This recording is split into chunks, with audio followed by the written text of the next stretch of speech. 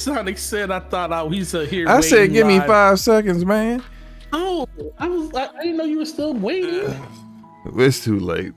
We are live. What is up, y'all? This is DPS Podcast. That's Damage Per Second Podcast, episode number 66, with your homie Slow Mo Backslap and your homie Gaming Forte. What's up? Say what's up there, the fine people, Forte. What's up, homies? First of all, it was not my fault today. Blame the 8-minute delay on someone else. Yeah, hey, look, blame it on me. I did a lot of prep work earlier today, but the kids want to be, running around the house, and I'm like, y'all need to get ready for bed, and yada. So it's just like, it's stuff happens. My bad. It always does. I'm not worried about it, man. It's good to be. It's good to be here with you, Slow Mo, man. How you been? I've been good. I see people got nicknames for me already. Slowpoke Backslap in the chat. It's hilarious. Let me shout out a couple people real quick. That guy Smitty is here. Was the first one here. What's up, Smitty? Miss you guys a lot. Good to see you as well. Arcade, what's up, bro? Erodimus, once again, how's it going, man? A Stink Maw is in the house. Sonic Echo X and Damien. Oh, and Gregor Von Doom. He says 8 minutes to make sure everything is spell checked. Hey, look, though, we don't need that concern with me, Gregor. Sure? My spelling is immaculate. You can check everything, Forte. Oh, maybe you shouldn't check everything. I'm just saying, are you sure that you don't have blunders every once in a while with the spelling? No. Mm-hmm. I never have blunders with that. No, not at all. Yeah. Okay. Okay. A couple things to announce. I am now a partner with Epic Games on the Epic Games creator support thing. I probably said all that wrong, but essentially this is what it is like you put in the creator code. Yeah, you put in my creator code whenever you purchase games on the Epic Games Store. My creator code, of course, is Backslap, BACKSLAP. Of course, well, what else would it be? So look, if you buy any games on the Epic Games Store, just put in my creator code, and I appreciate all the support from anyone who does so. Hustle says congratulations. So does Smitty and Damien. I appreciate that. You know what? Let's just go ahead and just get into the. Actually, yeah. What is there anything you want to talk about before we got into the topics?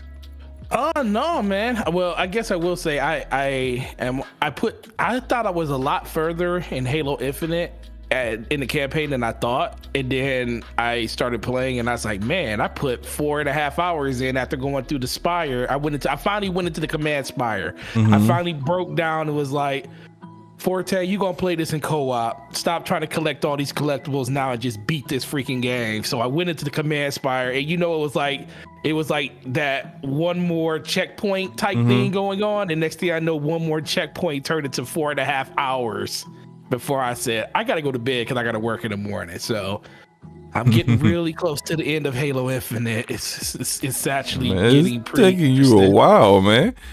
Well, because I haven't played the campaign in over 3 weeks. I haven't booted up in 3-4 weeks. Oh, well, I guess I was just. I mean, are you not liking the campaign? Because typically it was just work. It was just work. I just didn't want to do. It was like people don't realize. It's like how you have that one thing that you just don't want to do after you do it all day, and part of it was playing like any game of substantial. Like just playing anything that like really took a lot of time out of you, because I was like at work looking at games all day, so it was like mostly just coming home and sleeping or looking at my phone and laughing at people on Twitter and stuff like that. That's pretty much all I did for like 2.5 weeks, but I finally got back into playing Halo Infinite because I want to finish that game because I want to beat it before the next 2 days, because I said I want to have at least 2 or 3 games for this month alone beat. Gotcha. Yeah, interesting enough. I always do this because I like 2 years ago I beat 41 games. Last year I beat 33 games. I always start off slow, and it's like a slow build up. Then it's just like I'm just beating games left and right, like in the last quarter of the year. But just like in the beginning of the year, I'm really just not motivated to finish anything, and I'm close to the end of Tales of Arise, and I just stopped playing. I mean, I haven't played it in like a week. I have been playing something that may surprise some people. I've been playing Demon Souls, which is a From Software game, which, you know, some people may be like, yo, wait a minute, when did you decide to play a From Software game? Well, this wasn't exactly a choice. It was a Twitch. It was a requirement. It was a requirement, you know, Twitch channel points. A lot of my Twitch channel points for subscribers and followers of my channel is essentially getting me to play things that I do not want to play. And shout out to T-Rock. He absolutely has been faithfully and patiently building up channel points to get me to play a From Software game. And I played Demon Souls. And look, I am always a fair judge of games. How are you liking it so far? I actually you love it now. Well, look, people are exaggerating. I wouldn't say I love it. I do like it though. I do like it. There are other.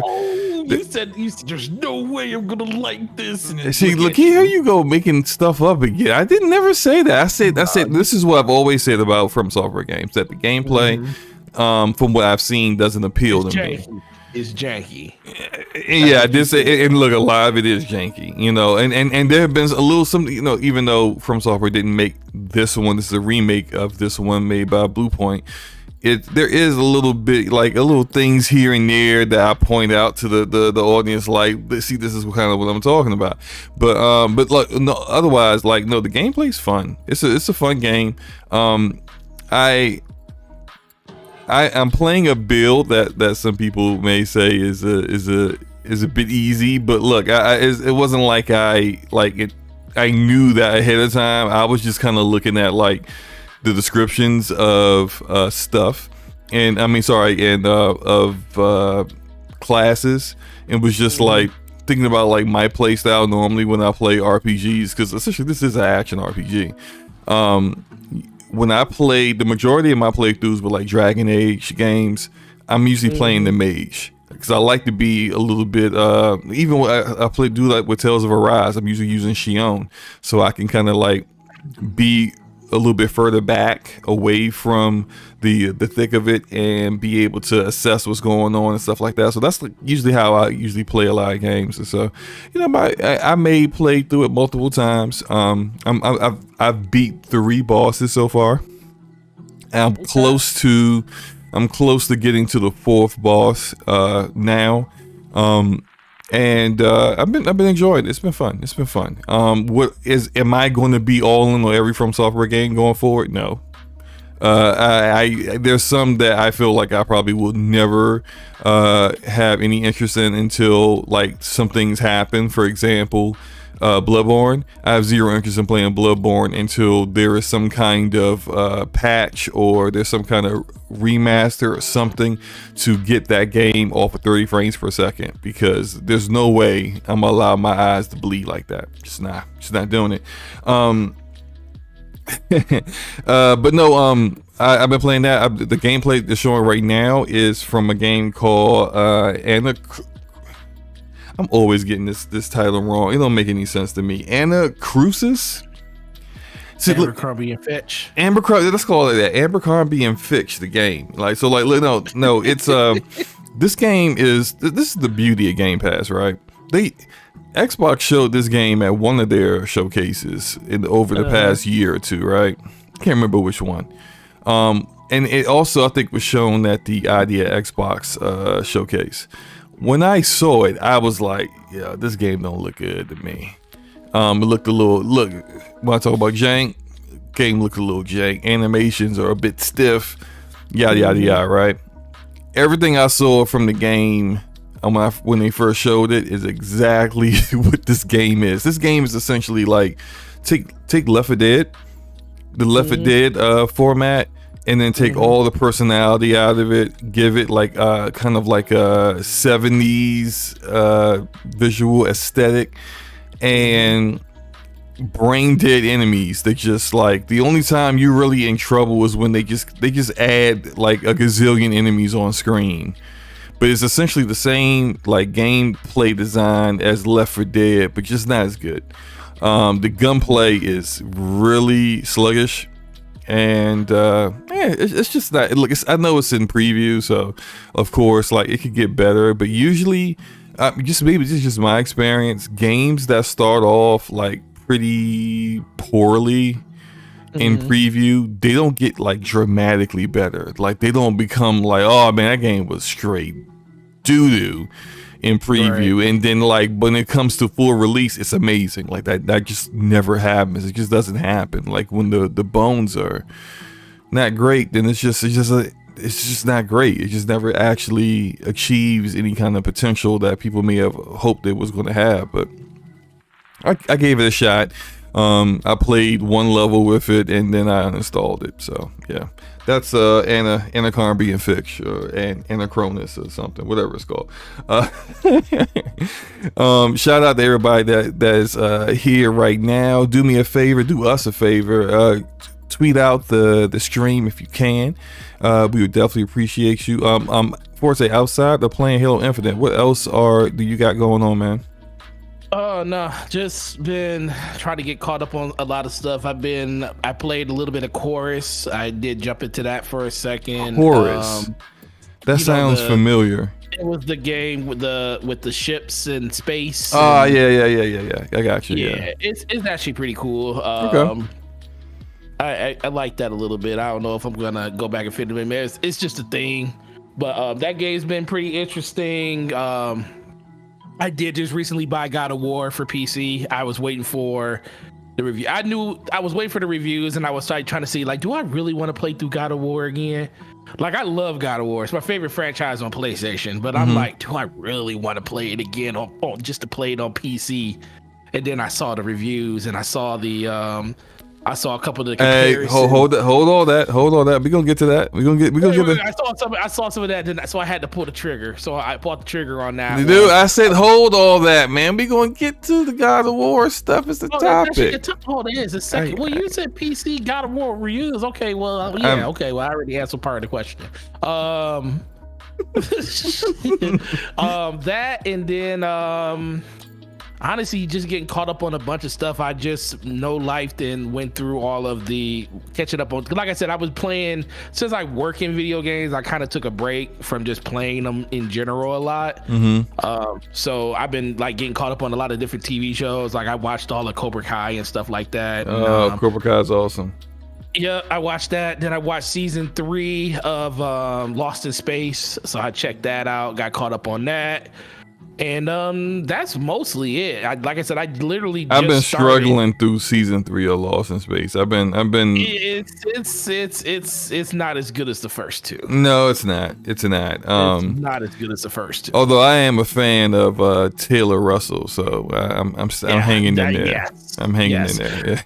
Yeah. So outside of that, just playing a lot of other stuff, getting ready. I have a PlayStation event for my store tomorrow, so I was prepping for that. You guys selling PS5s? Yep, PlayStation 5's on sale tomorrow at my store. So. For 30 minutes before they sell out? I don't know how long they'll last. Last time we had them for like a good 4 or 5 hours before we sold out. So it really just depends on. We had a lot of people call and stuff, but it's the whole bundle thing. Some people like the bundle, some people don't. Well, no one likes the bundle, but a lot of people are willing to tolerate the bundle because they understand that why they're doing it. They're doing it to make money, and then they're also doing it to kind of war off scalpers and stuff like that, which is that bundle stuff really can determine like the levels of interest. Like we kind of already knew that like the PlayStation 5 sells faster than like the Xbox Series X, right? Like you would just see like when a retailer puts it on sale online, just like in the matter of minutes before they sell out. I think PS5, and this is like completely unofficial, but just what I see, like give it like 2 minutes, it's gone. With the Xbox Series X, it's like more like 5 to 7, maybe 10 minutes, then it's gone. But like you see these bundles, and with the PlayStation 5, it's like it seems like people are just like like you said, they tolerate the bundle.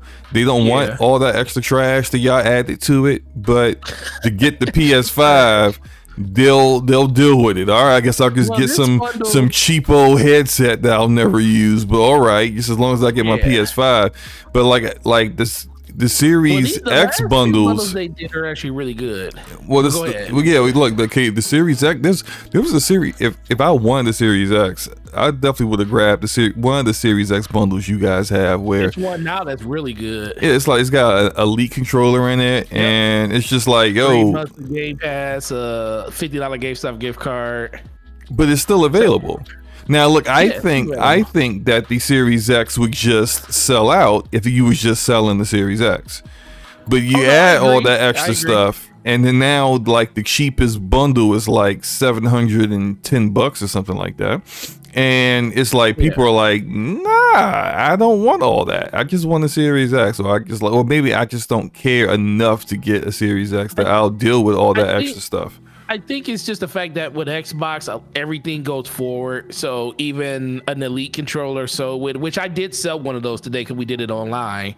I just think a lot of people, when they look at those systems, they're like, well, I really don't need anything else because everything for Xbox goes forward. All the accessories, pretty much everything. PlayStation has the same thing when it comes to games, but at least for PlayStation, you got to buy extra controllers, a new charge station. You got to buy, not new games or anything because your PS4 games will work and stuff. But for the most part, 90% of the stuff that you would use on your Xbox kind of moves over, where PlayStation you kind of are reinvesting in like a lot of new accessories, even headsets to an extent. Even though your PlayStation 4 headsets work, when a person sees that their controller has to be switched over, they usually go out and and this is like psychology 101 when it comes to people buying stuff. They always buy more when they know they have to buy like the more mainstream items, like an extra controller or a charge station. Xbox didn't make you do that. So now when people look at those bundles, they're like, I really don't need any of that because all the stuff I have will still work with the system. So I'll just wait till they sell it separately. Yeah. So it's interesting, but the PlayStation bundle is the system, Ghost of Tsushima, Ratchet and Clank, and Ghost Recon, Call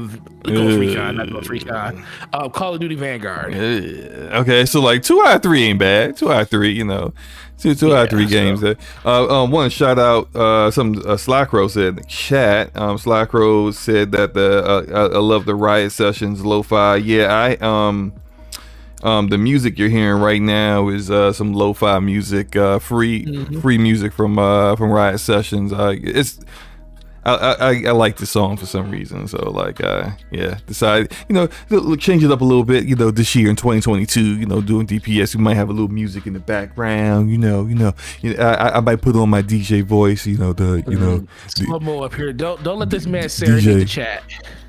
DJ slow mo on the ones and twos tonight. Oh my God.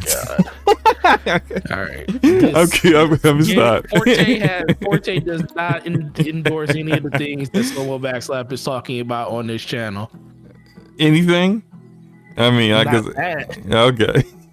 Not serenading the chat. Not endorsing that. No, it is a good idea though. That's a really good idea. But we'll see how it goes. Yeah, but I do think it's a lot of stuff. It's really cool that these systems are becoming more available. But the biggest thing is it's still going to be a ways until you can physically just walk into a store at any moment and just say, "Hey, I want that." Right. So yeah, I guess we go and get into the topics here. We got quite a few. Although I do think we're not getting into like the meat and potatoes of some of these topics until we get near the end. But first topic up is the Hitman Trilogy.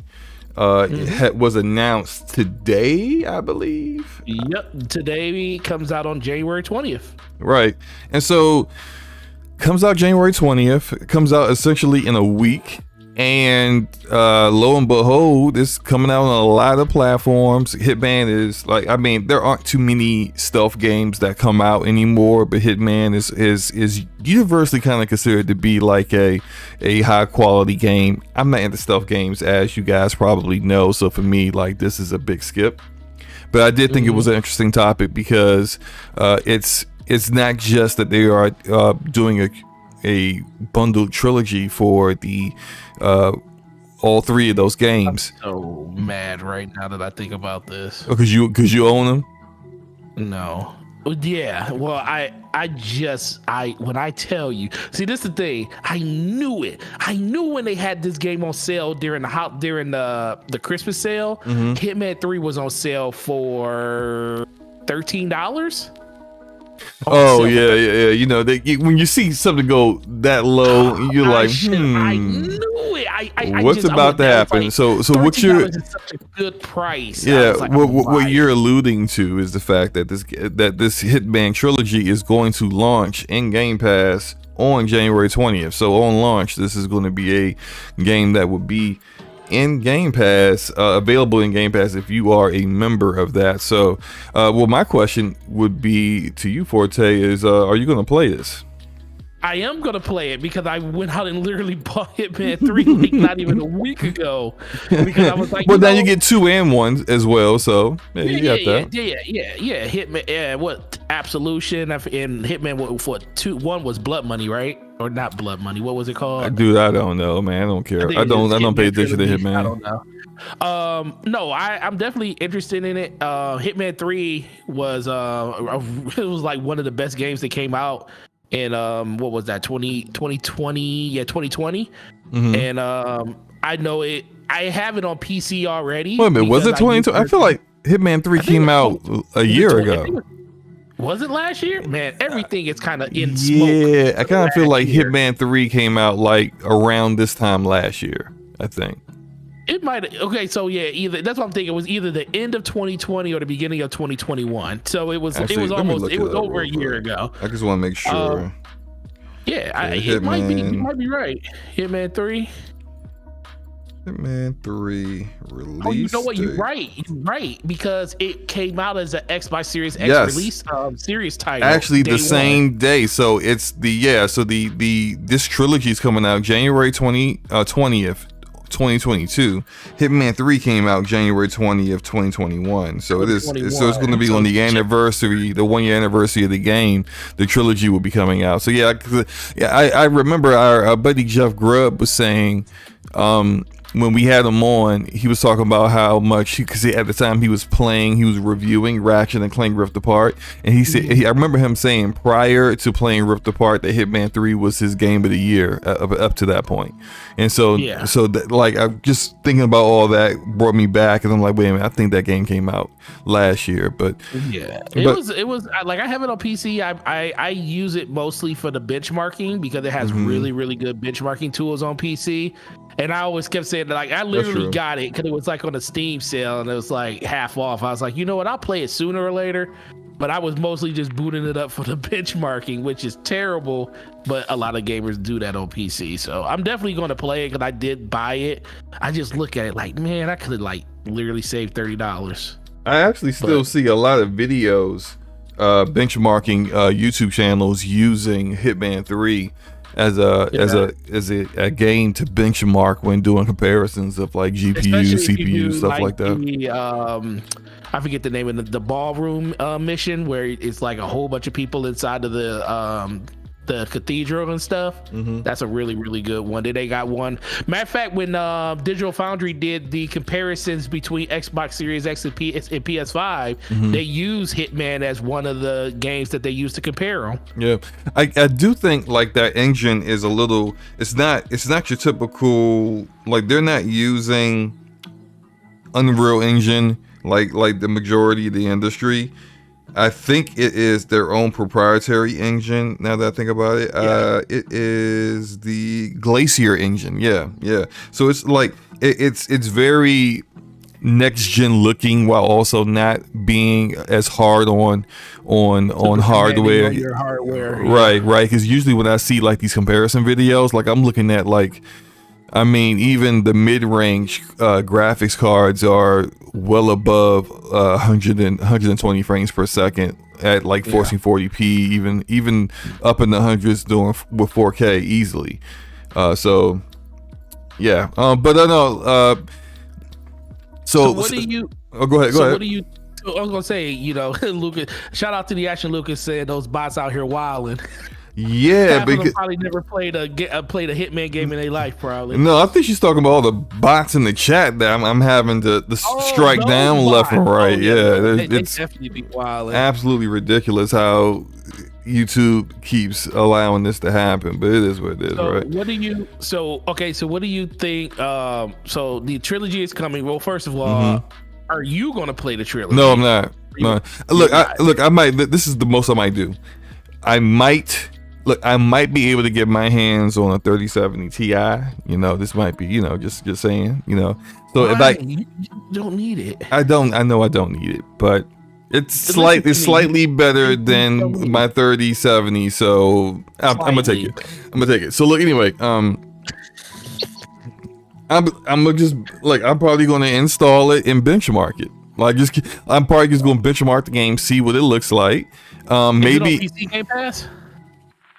Yes, I think it is. I think I did see the PC Game Pass Twitter account talking about it as well. Usually, if the PC Game Pass isn't getting it, they go radio silent on that game, and people be like, "Yo, are you getting this game too?" And it'd be like, no response left. They were all tweeting around with the Xbox Game Pass account. They being all buddy. It's definitely happening. Whoa, look at that. Okay, hold on now. Sonic Echo X with the $50 super chat, man. It's a color I don't normally see. I've never seen that color before. And is that a transformer? There is a just power it up. Yeah, you know what? I think my alerts aren't working. Oh man, because I should have seen that pop up on. Oh, there it is. That super late. All right, but hey, Sonic Echo, thank you, sir. I really appreciate the super chat, man. Hope you're enjoying yourself. Hope you're having a good evening. No, Forte, I'm not going to, bro. I'm not going to play this game. Look, I recognize it as a stealth game. It's pretty awesome, right? But I just don't like stealth games. I tried to play the first one, and it played pretty well. I played it on Xbox. It wasn't I didn't really have any issues with it. It wasn't buggy or anything. It's just that I got bored. It's stealth. I don't like the wait. I'm an impatient gamer. I want to, even when I played Splinter Cell. So Dishonored and Splinter Cell is the fastest, is the slowest you want to go. Yeah, and even then I'm going loud.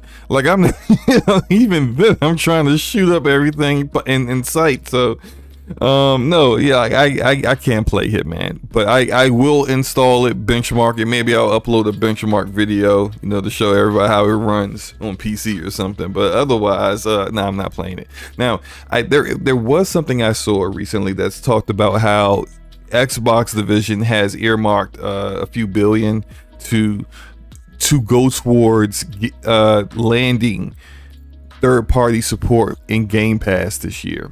Now, I can believe it. I can believe it too. Do I believe it's absolutely happening? Not quite sure.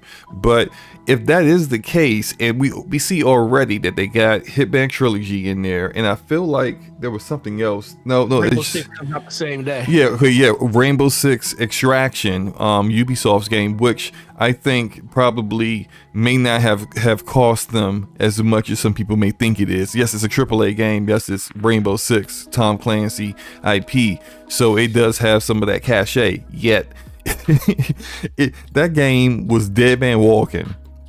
When it was coming out, and dead man walking, bro. There was no. I don't think anybody was checking for that Extraction game. I think the community that plays. This is the thing. I think the community that plays Rainbow Six was already going to be getting this game. Mm-hmm. So that's why I don't think anybody was really looking for it. If they were gonna, it's already got a huge player base of people that play it. Those are the people they're going after. I think Game Pass is just another way of getting the casual gamers that probably dropped Rainbow Six a long time ago to be able to play like a Left 4 Dead style of it, because that's what the Extractions is. It's completely separate from, you know, mainline versions of Rainbow Six. And if you like the co-op aspect and like the Back 4 Blood aspect, I think that's what they're going for with this game. Yeah, look, it's a first-person shooter, so you know I'm a try it out. Like I'll try any first-person shooter out. Beat Back 4 Blood, bro. Yeah, I did. Did you beat it? Yeah, I did beat it. I did beat it. I know you were struggling on that last boss. That last boss, man. I don't know what the heck they were thinking with that last boss. They should be ashamed of themselves with how that last part is designed. That said, yeah, Back 4 Blood is no Left 4 Dead. That's for damn sure. I have zero desire to ever play that again. And all of my friends, like my personal friends that love Left 4 Dead, and we were talking about playing Back 4 Blood, we tried maybe like 30 minutes and we were all like, yo, I would rather just play Left 4 Dead 2. Right. But no, yeah, I'm gonna try Extraction just because it's a first-person shooter, and we'll see what it's about. I like the gunplay in Siege, but again, this isn't really Siege like that. I don't even know if the same team that did Siege is doing this game. Shout out to Lady Foxfire in the chat. I'm gonna shout out a couple people real quick.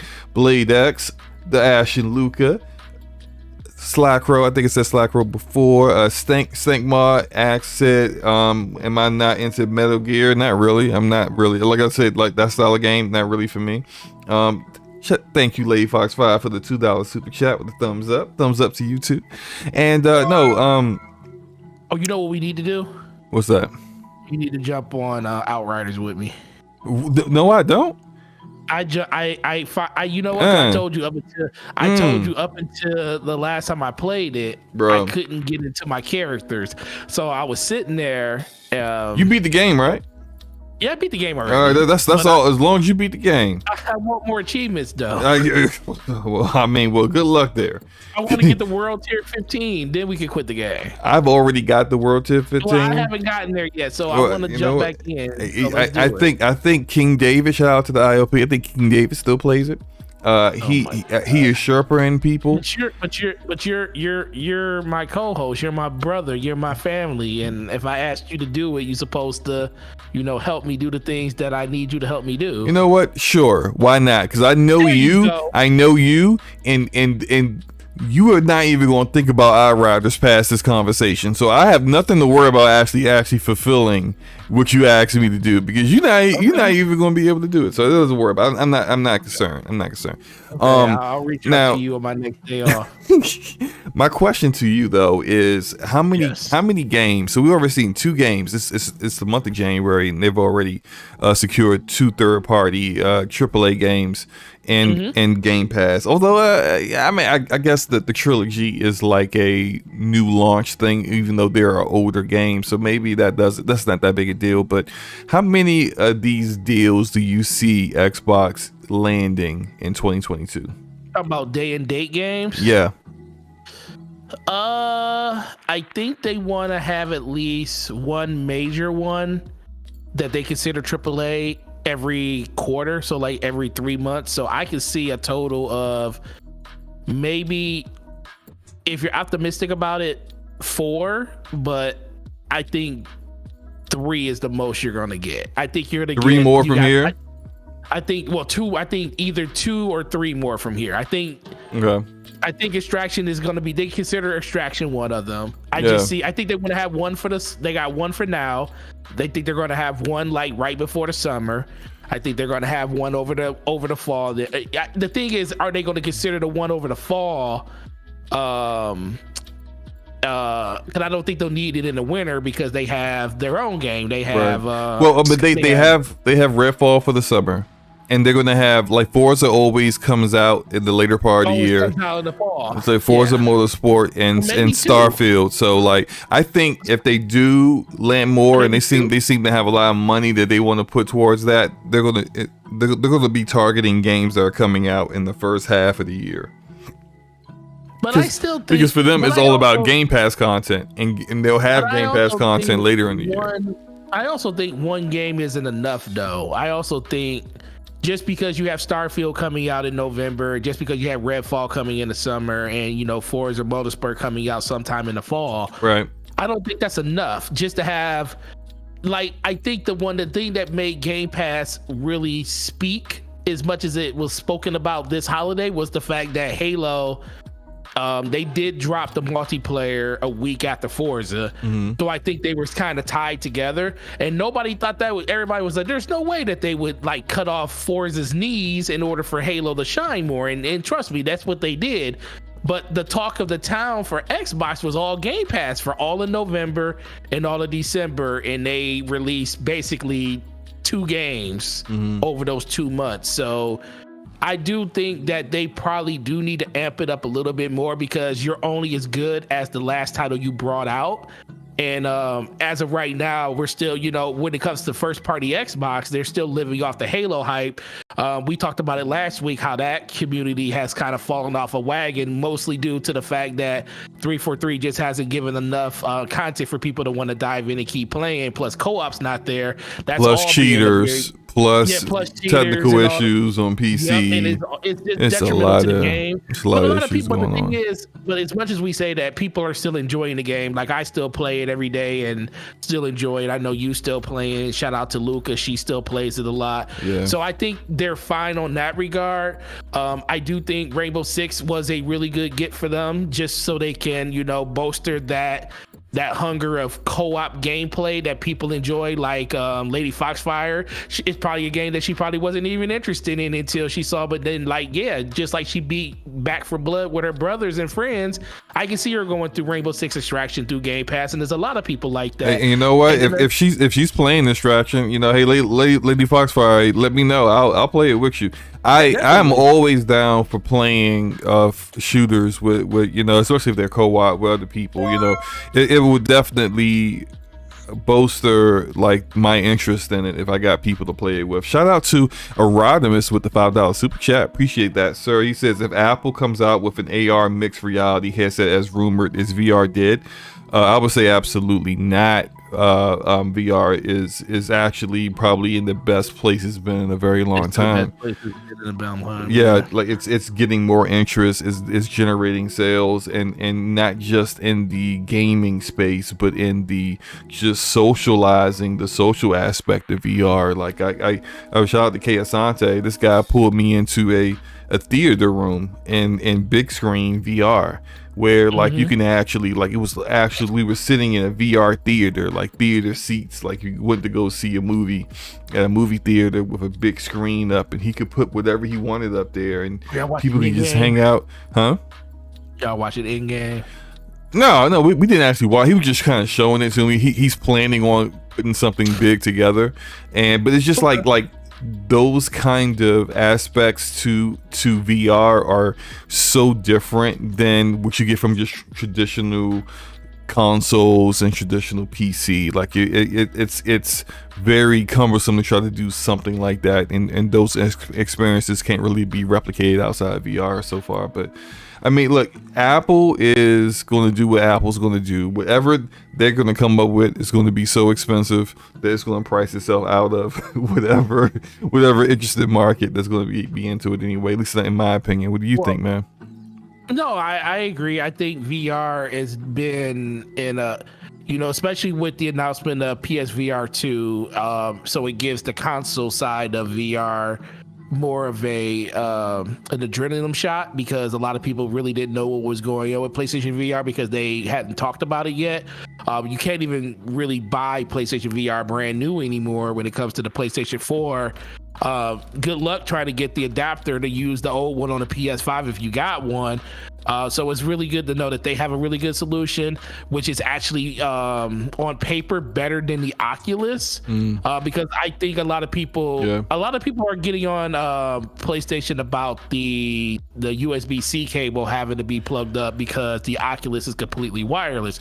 But what people don't realize is Oculus is only good, like really, really good, if you have it tethered to a source like a PC or a laptop, or if you're doing the AirLink. The AirLink apparently is pretty good. I haven't tried AirLink yet on my. I have a Quest 2. I've done the cable link, and I played Lone Echo, which can only be played with that cable link because it's using your PC's GPU to run the game.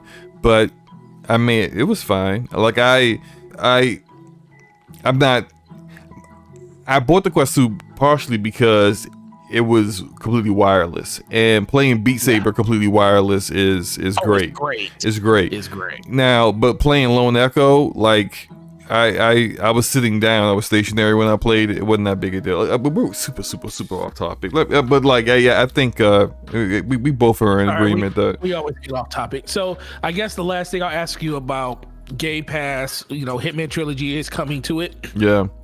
We also had Mass Effect Legendary Edition hit there January 6th, part of the, EA initiative. But that's not a launch. That's not a launch thing, though. No, I'm just talking about, it still hit the service, though. It's not even really all about the launch games. I mean, the launch games, I think, are great, but there's a lot of people that did not buy Mass Effect Legendary Edition on day one, knowing it was going to hit Game Pass because of the whole EA initiative. Play. Yeah, it's just. I mean, if you are one of those people, like I think the only games that EA releases that you probably buy as soon as they come out is the sports games, because those games have a finite ability to them when it comes to like the rosters and stuff like that. Like FIFA, rosters change over every year, so people tend to buy those day one because they want to play that stuff while it's still relative. But when it comes to like Battlefield, a lot of people probably didn't buy Battlefield because they know if you're in Game Pass, sooner or later it's gonna hit EA Play, and you're gonna have it in Game Pass. And maybe it'll be fixed by the time. Maybe it'll be fixed. So to an extent, I think having something like EA Play is definitely benefiting Game Pass, because Mass Effect, I think, is going to get a bigger push in some players playing it because they just waited for it to hit that service. I also think, like you said, Rainbow Six. Do you think the NLB was a one-off? Do you think, because it looks like PlayStation still isn't doing the overall publishing for that game? Do you think we can get a repeat of last year with MLB, and 22 will end up in Game Pass again? Well, yeah, I do think, I don't know about it being in Game Pass, but I think 22 will definitely. Yeah, it's definitely going to. It's definitely going to be on Xbox. Whether it goes to the Game Pass again, I don't know. I guess that will also kind of depend on whether MLB was happy with what happened with the reception and how it turned out on Xbox. They feel like, I do know that it charted on NPD for a little bit of time, so like, whether they felt like maybe we could have charted longer if we didn't have it in Game Pass, or maybe Game Pass actually benefited and allowed it to become a game that sold as well as it did. Who knows? I guess we'll see. But I do think I think that's definitely going to be one of them. So you could add that game in there, and that's going to be early in the year. So of course that's going to be at a time period where their first party studios aren't supplying the Xbox platform with games. So game comes out. Right. Well, last question about Hitman, and then or about this topic, and then we can move on. So Sony has already stopped selling PS the PS. Which one is it? I think it's either they stopped selling PS Now or PS Plus. One of those. PS Now. Okay, they stopped selling PS Now they cards. They stopped doing it here, but they just started in the UK. Stopped selling them there too. Right. This is all in preparation of Project Spartacus, which is going to be them kind of pushing PS Now into PS Plus and then restructuring a tiered system of PS Plus. With them doing that sometime in the spring, do you see Sony in 2022 being as aggressive as Xbox is with Game Pass and landing some of these deals? No, not initially, because I think the thing with Sony likes to take a wait and see approach when it comes to these type of things that Microsoft is doing. They're learning from some of the mistakes and the pitfalls that Microsoft goes through with the publishing and getting some of these games, and seeing exactly what these developers are asking for some of these games, because trust me, as much as we may not know what the deals are, Sony knows like what Xbox is giving them, because they have to go back to the table to like have certain deals in place that, well, Xbox is giving us this, what are you willing to do to like keep it on your platform or something like this for the time being. I think that's something that's probably happening with a couple of games that we're probably going to talk about later in this show about. But I do think they will do it at some point. They will definitely ratchet up and get a little bit more in the weeds with Xbox when it comes to certain games. I just don't think it's going to be like all of the games that, you know, typically hit Game Pass and stuff day and day, because PlayStation still has first party. They still have Horizon that's coming out in the next month. They have God of War potentially towards the end of this month. They have Gran Turismo in May. So right there, they have three major titles, three of their tentpole titles coming out this year, which is enough to get people just on the PlayStation platform. And I don't think they really look at Spartacus as the end be all for their platform. They still look at PlayStation 5 and the system and the ecosystem as their platform, whereas Xbox says you don't even have to have this system. Game Pass is their platform. Right. So I don't think Sony has gotten to that level. Don't say that too loud. Some people might get upset, man. Yeah, I don't think it's a I don't want to say Xbox got to a desperation level to make their service. I don't think that was the case. I just think they finally came up with a business plan that made sense for them as Xbox and as Microsoft. Sony is in a position where they don't have to make that decision yet. That they're not struggling to sell any of their first party games. You know, people still go out and buy those games. People may have conversations about games like Days Gone still selling 8 million, but guess what? It still sold 8 million. It could have been 8 million at $20. It could have been 8 million at $10. They still sold it. So people still gravitate to PlayStation games more than they do any other more than they do Xbox. They don't gravitate like they gravitate on Nintendo. But I do believe that right now they don't have to make a serious decision on how they want to put content into Spartacus. I think third parties will be like, well, if Xbox can do these type of numbers, what could PlayStation do once they finally get that system up and running? It just really comes down to how they implement that over time. Yeah, I agree. Moving on, we could talk about God of War. God of War is releasing on PC on Epic Game Store as well as Steam tomorrow, and we've seen reviews so far. I haven't watched too many of them. Or read too many of them. I pretty much just watched some of the reviewers that I really trust, like ACG. I love ACG's reviews. I like the way he formats his reviews, and ACG really spoke highly of it. He said there were a couple little hiccups here and there, but honestly, like, no lie, when I played God of War on PlayStation 4, I had that same, like, he was talking about there was an issue where the game like froze for like a full like second or two and then continued on. That happened to me twice when I played through the game on PlayStation 4. So when he mentioned it, I was just like, oh, okay, you know, that's not, I'm not shocked. I'm not surprised by that. But look, it's saying like it's actually unlike Final Fantasy 7 remake. You know, shout out to Square Enix. Sony did try to take advantage of the PC platform and what PC gamers like from games, and being able to have options and really play the game the way they want to play it. And it looks like it's doing all of that, as well as performing well, not being a buggy mess. And of course, this is like this amazing game. Forte, are you buying it on PC? Sir, it's already been bought. I bought it this morning. Because I forgot that it even came out on January 14th, and I ain't gonna lie, it was a struggle. It was me coming to grips with the fact that, am I really gonna play this game again? I truly thought about it for a couple of days. I was like, do I really want to play God of War? I put over 40 hours in the original game, and I said, do I want to do that again? And then I started seeing the reviews. Then I started seeing gameplay. Then I saw ultra wide support, and I was like, "Oh my god, this is the way that God of War needs to be played." Mm-hmm. So I went out of my way and bought it.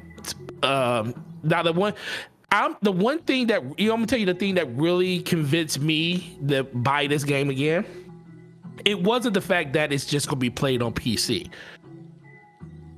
It's the work that they put into this game to make it, to give you the God of War experience on PC. Some people think that games are just ported over, but I was reading a lot of different articles on the technicalities and the support they had to put into the game in order to give you that experience on your PC. And I am a huge ultra wide person, and when I read that, when they said doing ultra wide on God of War was kind of troublesome because of the way they shot the game. They did the no cut camera. Right. When they did the no cut camera, whenever they said doing ultra wide basically affects the field of view. Shout out to the field of view video for Destiny out there still producing numbers. But the field of view would have to change. But they said when they did that in the game, Atreus would like morph into position because you were seeing parts and aspects of the game you weren't supposed to see. Normally wasn't supposed to see. Gotcha. So they literally had to play the game from beginning to end and reanimate every scene in the game to be able to work with ultra wide support so you wouldn't have those bugs. Those are the type of upgrades. When I hear stuff like that, it's worth paying the $10, $15, $20 for the upgrade or whatever you're going to pay for it on a PC. This game is $50 on PC. To me, that's worth it because they put a lot of time. Like, that's almost rebuilding parts of the game just so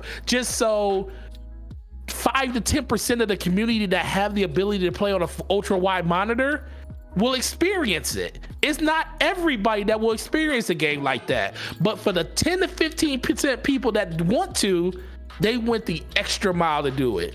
And when I saw that, I was like, I'm buying this game because they didn't just port the game over and raise the resolution to 4K and give you and say, depending on your graphics card, you'll be able to hit a steady 60 frames, 120, 90 frames per second. They literally went through and did things to the game that really impact the way you experience it. And that's what God of War to me was, an experience. It wasn't just a game. It was like, wow, this is a game that's playing on a piece of hardware that it has no business looking this good on. And even when you put it next to the PC version, let's be for real, Slow-Mo, the PC version and the console version look really close in the visual fidelity of the game, but the only difference is you're getting more sharper pixel responses and you're able to stretch that view out a little bit more because of the real estate is just going to be so much more vast and your draw distances are going to be so much better with the shadows and stuff. This is probably the most you've ever heard me geek out on a PC port because it's one of the PC ports of one of my favorite games. And that's what made me buy it today, man. Just looking at all the articles and seeing what people were saying and just that love letter to ultra wide support. They did it for me, man. That was it. Yeah, I'm going to pick it up as well. Not sure when I'm going to find the time to play it because I'm playing so many different things, but it's definitely something that I'm going to play through. I've only played through it once. And I never fought the Valkyries and stuff. Like I played through it, beat it. I wasn't like I didn't like it or anything. I was just like really busy playing a lot of games when it came out. So I beat it and then I uninstalled it and then I moved on to something else. I didn't even go through everything. But I think I didn't go through all the other extra stuff that you can do post game content kind of stuff. And I think I might want to go do that now, especially considering when the frame rate is going to be higher than 30 frames per second because that's how I played it initially. Yeah, I think, and this is the one thing that I hate. I always feel like, especially for this game, beating the campaign was just beating the story, but you didn't beat the game. Okay, that's silly. That's silly. silly stuff, man.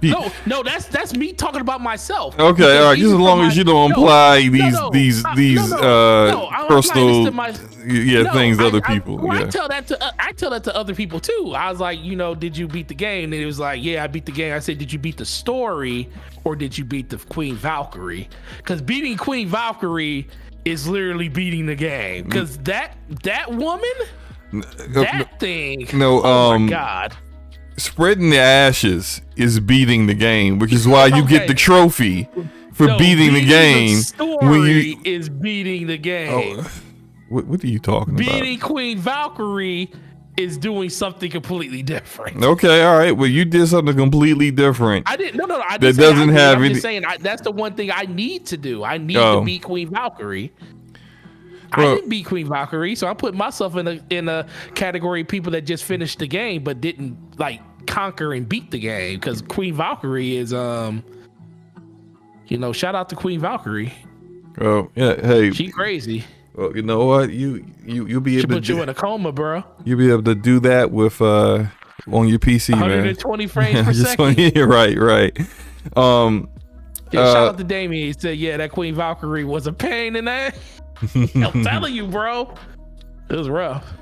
All right, but we can move on to shut up, Luca. Not changing definitions. I'm just giving you my own definition. Well, you did kind of flip-flop there between changing definitions to no, it's just what I do. I'm like, all right, man, you seem little. I said it's my definition. Listen, be happy I'm playing other games and not just Destiny every day. I am happy about that. And talking about other games, let's talk about Stalker 2, which was supposed to be coming out in I think April. It was supposed to be coming out. It has been April delayed. 4th or something. Yeah, it has been delayed all the way to December. Which is a pretty lengthy delay. I mean, it's not a full year, of course, but it's usually when you see a game that's supposed to come out within 90 days and it gets delayed. Usually it's like it's been delayed a month. It's been delayed a month or two. It's not. Man, we just going to release it in December, and then December of all months. December is not the kind of month where people are looking forward to releasing their game in that time period. You've missed a significant portion of the holiday period. Most games, when they want to release in the holidays, they want to release in like October and November. Give the gamers a lot of time to pick up the game before the holidays are over. You release in December, you're really attempting. You're really saying your game's not coming out till next year? Yeah, well, no, because Halo Infinite came out, right, and Cyberpunk came out, but Halo Infinite is incomplete, and Cyberpunk shouldn't have come out when they did because that game was incomplete. So it's like December no one really wants to launch in December, and so it's only one game I know that released in December and actually had a full-fledged game recently, which was Immortal Phoenix Rising. Came out December 4th. Right, but that game is. I mean, that game that's a full game. That was a full game. It was a very good game too. It's a really good game. But I think Ubisoft had zero like faith in that game. Clearly, they didn't. They don't know anything about. They really don't know anything about what gamers want. Came out of December too. That's true. Yeah, they gave that game. They gave. Oh, they did. That did come out in December. Okay, that's a better example of a game that like was really good and then actually. It's also a Nintendo game. Nintendo always release their games and they work when they're supposed to come out. Right. But I guess like most games just don't release in December. And I'm wondering what's really wrong with this game. Honestly, what's the issue here? What's the problem? The developer is using their own proprietary engine with the game. Who knows what kind of hangups they might be having with that? I don't know.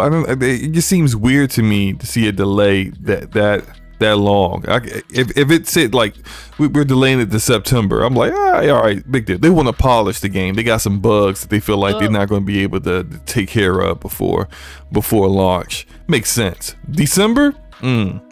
Something else is going on here. So I want to agree with you on that, but I want to play devil's advocate a little bit on it. Okay. I do feel my antennas are raised because it is a Here we go. Here we go. Go ahead. I know where you're going. Oh, go ahead. It is. I don't think you know where I'm going, but it is a big delay. I do agree with that, but it was supposed to come out in April. Yeah. They know what the release date of a lot of Xbox's first party titles This are. has got nothing to do with Xbox, man. No, listen. I think, it may not have anything to do with Xbox in general, but it is coming into Game Pass.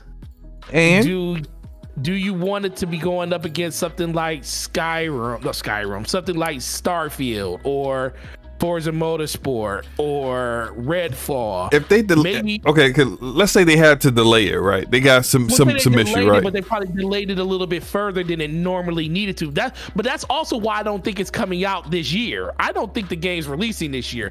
I think December is literally a placeholder date because in their minds, they're basically telling people, we're delaying the game to December. We really want to delay it out of 2022, but we'll do that closer to the date, like probably closer to like the fall.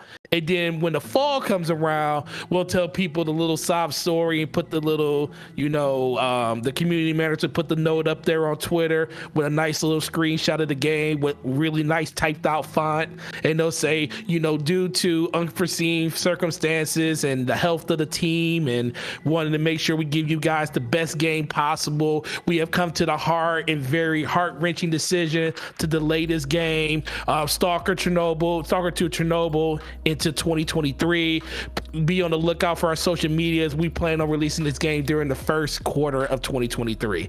That's what I think is going to happen when this is all said and done.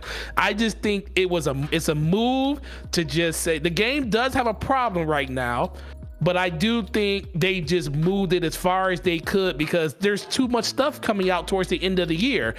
Ain't nobody gonna be looking for Stalker amongst all the other games that's coming out. Halo had a hard enough time trying to get people playing it. People don't even want to play Call of Duty right now because they say Call of Duty is trash and stuff. So it really just comes down to finding the right spot. I just think this game I think they're basically just pushing or kicking the can down the road so they can tell you in November or in September that they're pushing the game into 2023. That's what I think this is. Now, I can definitely get behind that. I can definitely see that being the case, that they just really, they're really just trying to put it at a point where it's like, all right, well, let's delay to this date and then see what happens. Let's see what happens from here. And if we can't fix whatever the issue is that they're dealing with internally, then all right, well then we'll just go into 2023 with it. Now, there was. Says he wants my needs if it comes out this year. Rodimus, you can have them. We'll bookmark this channel. I just bookmarked this podcast, episode 66 on Slow-Mo's channel. It's I just don't see it happening this year. It's too big of a delay. And they pick December. Like, who picks December? That's a placeholder date for a delay. No one picks December just to pick it. Right. Now, shout out to Obama in the chat, and I appreciate the check there. I thought that the developer here, GSC Game World, I thought they were still using their X-Ray engine. But it looks like they switched over to Unreal Engine 5. So yeah, thank you, Obama, for the correction there. I agree with you that it's a placeholder date. I just don't think Xbox has anything to do with it. I think this is all them. I think they got something going on internally with the game that just they realize there's just no way it's going to be fixed. And then in time for them to also polish the game in a kind of like a post-production process and have it ready by April. And so instead of coming in hot, they want to make sure the game is going to be ready, which means that they're pushing it out to later to the end of the year essentially. And then I do agree that I don't think it has anything. Well, I agree that it doesn't have anything inherently to do with Xbox, like Xbox doing something with the game. But I do think Xbox has something to do with the reason it's being delayed as far as it is, and I do think it's a reason that it's not going to come out this year, because if this game wasn't coming into Game Pass, I believe they would just release the game. Like even if they were going to delay it, I could see them just saying, well, the game's coming out on all platforms. It's going to sell what it's going to sell no matter what. But I do think it coming into Game Pass, they don't want to be around a game like Starfield. Like Starfield comes out 11/11. What is it? What is it? 11/11/2022. Yeah. So yeah, they definitely don't want. But look, that's still close to Starfield anyway. Because I mean, that's why I say December's not happening. Because why would you release? But game? Xbox does not. Xbox can't tell them don't release your game at this time. No. It's not Xbox. I know. I'm not saying Xbox is telling them. I'm saying if I was in the marketing room for that game, I'm not releasing Stalker 2 3 weeks after you're Skyrim comes you're out. saying that GSC doesn't want to release their game near Starfield. Near Starfield. But look, that's why I say they're going to delay it into next year. Hold on. I've never played a Stalker game, so I don't know. Look, I know it's a first person shooter, but what I mean, is it like Metro Exodus? Or it's closer to Metro Exodus than anything. What are you worried about Starfield though? That's a RPG. That's a Western RPG. I think. I mean, we haven't seen gameplay, but it's like it's not about the players. It's about the marketing around it. Do you think Microsoft's going to be talking more about Starfield for 3-4 weeks, or are they going to be talking about Stalker 2 coming to Xbox Game Pass? They can market both games at the same time, man. There are people who like first-person shooters but can't stand any Bethesda games, internal games, like myself. I agree. So like I am the demographic they will be marketing this game to, because I'm not going to be playing when this game comes out in December. I'm not going to be playing Starfield. Okay, so what you're telling me is, you as a person on the board of the company would push for your game. If your game was ready to come out in December, I wouldn't push for December. I wouldn't push for December at all, because it's December. But just take any part of the year. Hold on. Take any part of the year. If Starfield's coming out 3 weeks before my game, I don't care, because Starfield is a Bethesda RPG. And my game's not an RPG. We're targeting two different demographics. So, but we said the same thing about Call of Duty, when Call of Duty was it's a first person shooter, but everybody moved away from it. It's just like Grand Theft Auto was an open world sandbox game. I wouldn't say everybody moves away from it. No, most people move away from those games, Slow-Mo. They move. We watch people literally duck and cover when those type of games would come out. Other shooters, yeah. No, all games did. Nobody wanted to release their game, because guess what? It's mind share. Even though your game could still sell during that time, it took a special game to be able to like fight amongst the trenches with those two games. Like if a Grand Theft Auto game comes out, brand new Grand Theft Auto 5 or Grand Theft Auto 6, people moved for those games, out of those games way. Call of Duty, not so much now, because Call of Duty has fallen out of grace with a lot of people. But let's be for real. Call of Duty, for like the better part of a decade, people did not release around that game. And we always talk about the whole Titanfall thing. Titanfall died. It's a first-person shooter, like I said. But no, I'm just saying that's literally in the same demographic, same genre as Call of Duty. But that was the first game that tried to do anything close to those games, and it came in between a Battlefield and a Call of Duty. But it was just the first game that tried to do it, because everybody else was like, why would you do that? Nobody releases around a Call of Duty game. That's silly. That's silly to me. That's if I make it. Let's say I'm in exile, and I'm releasing Wasteland 4. Wasteland 4 is an isometric RPG. Are we talking about now, or are we talking about this is a hypothetical. This is a hypothetical. Okay, this is whenever, because it doesn't matter. The people who are going to play Call of Duty. Poll the chat. All right. It doesn't. All right. This isn't going to prove anything. But look, if I'm releasing an isometric RPG, I do not care about Call of Duty because that's a completely different demographic. But most people do care. No, more people care about Call of Duty than they care about other games. That's why it sells like it does, and that is the market share. Market share, mind share, all matters when you're selling your. Why do you think advertisers pay top dollar for the month of November and December? Because they know that people are going to be having their eyes on all that type of stuff. Why do you think Call of Duty streams and stuff do as good as they did during those times? Because advertisers know that's what people are looking for. So it's always going to be in the forefront of you no matter what. Just because another game comes out doesn't mean that game's going to die. Smash Brothers did perfectly fine in December because it has its own built-in audience, but it wasn't going to compete on the same number as something like Call of Duty. It's not going to do anything like that because it's completely separate. But when you're talking about Call of Duty and something like Skyrim was able to do it because that's an RPG. It was able to come out 11/11/11 and do perfectly fine next to a Call of Duty game. So millions and millions and millions of copies. But there's not too many games that can actually do that, Slow-Mo. Oh my God. Okay, look, shout out to the Ash and Luca trying to interject some common sense into this conversation. I appreciate you, Luca. You know it's going to fall on deaf ears for Forte, but the effort is always appreciated. Shout out for the $5 super chat. She says that Stalker coming out a month after Starfield isn't going to affect it, man. LOL.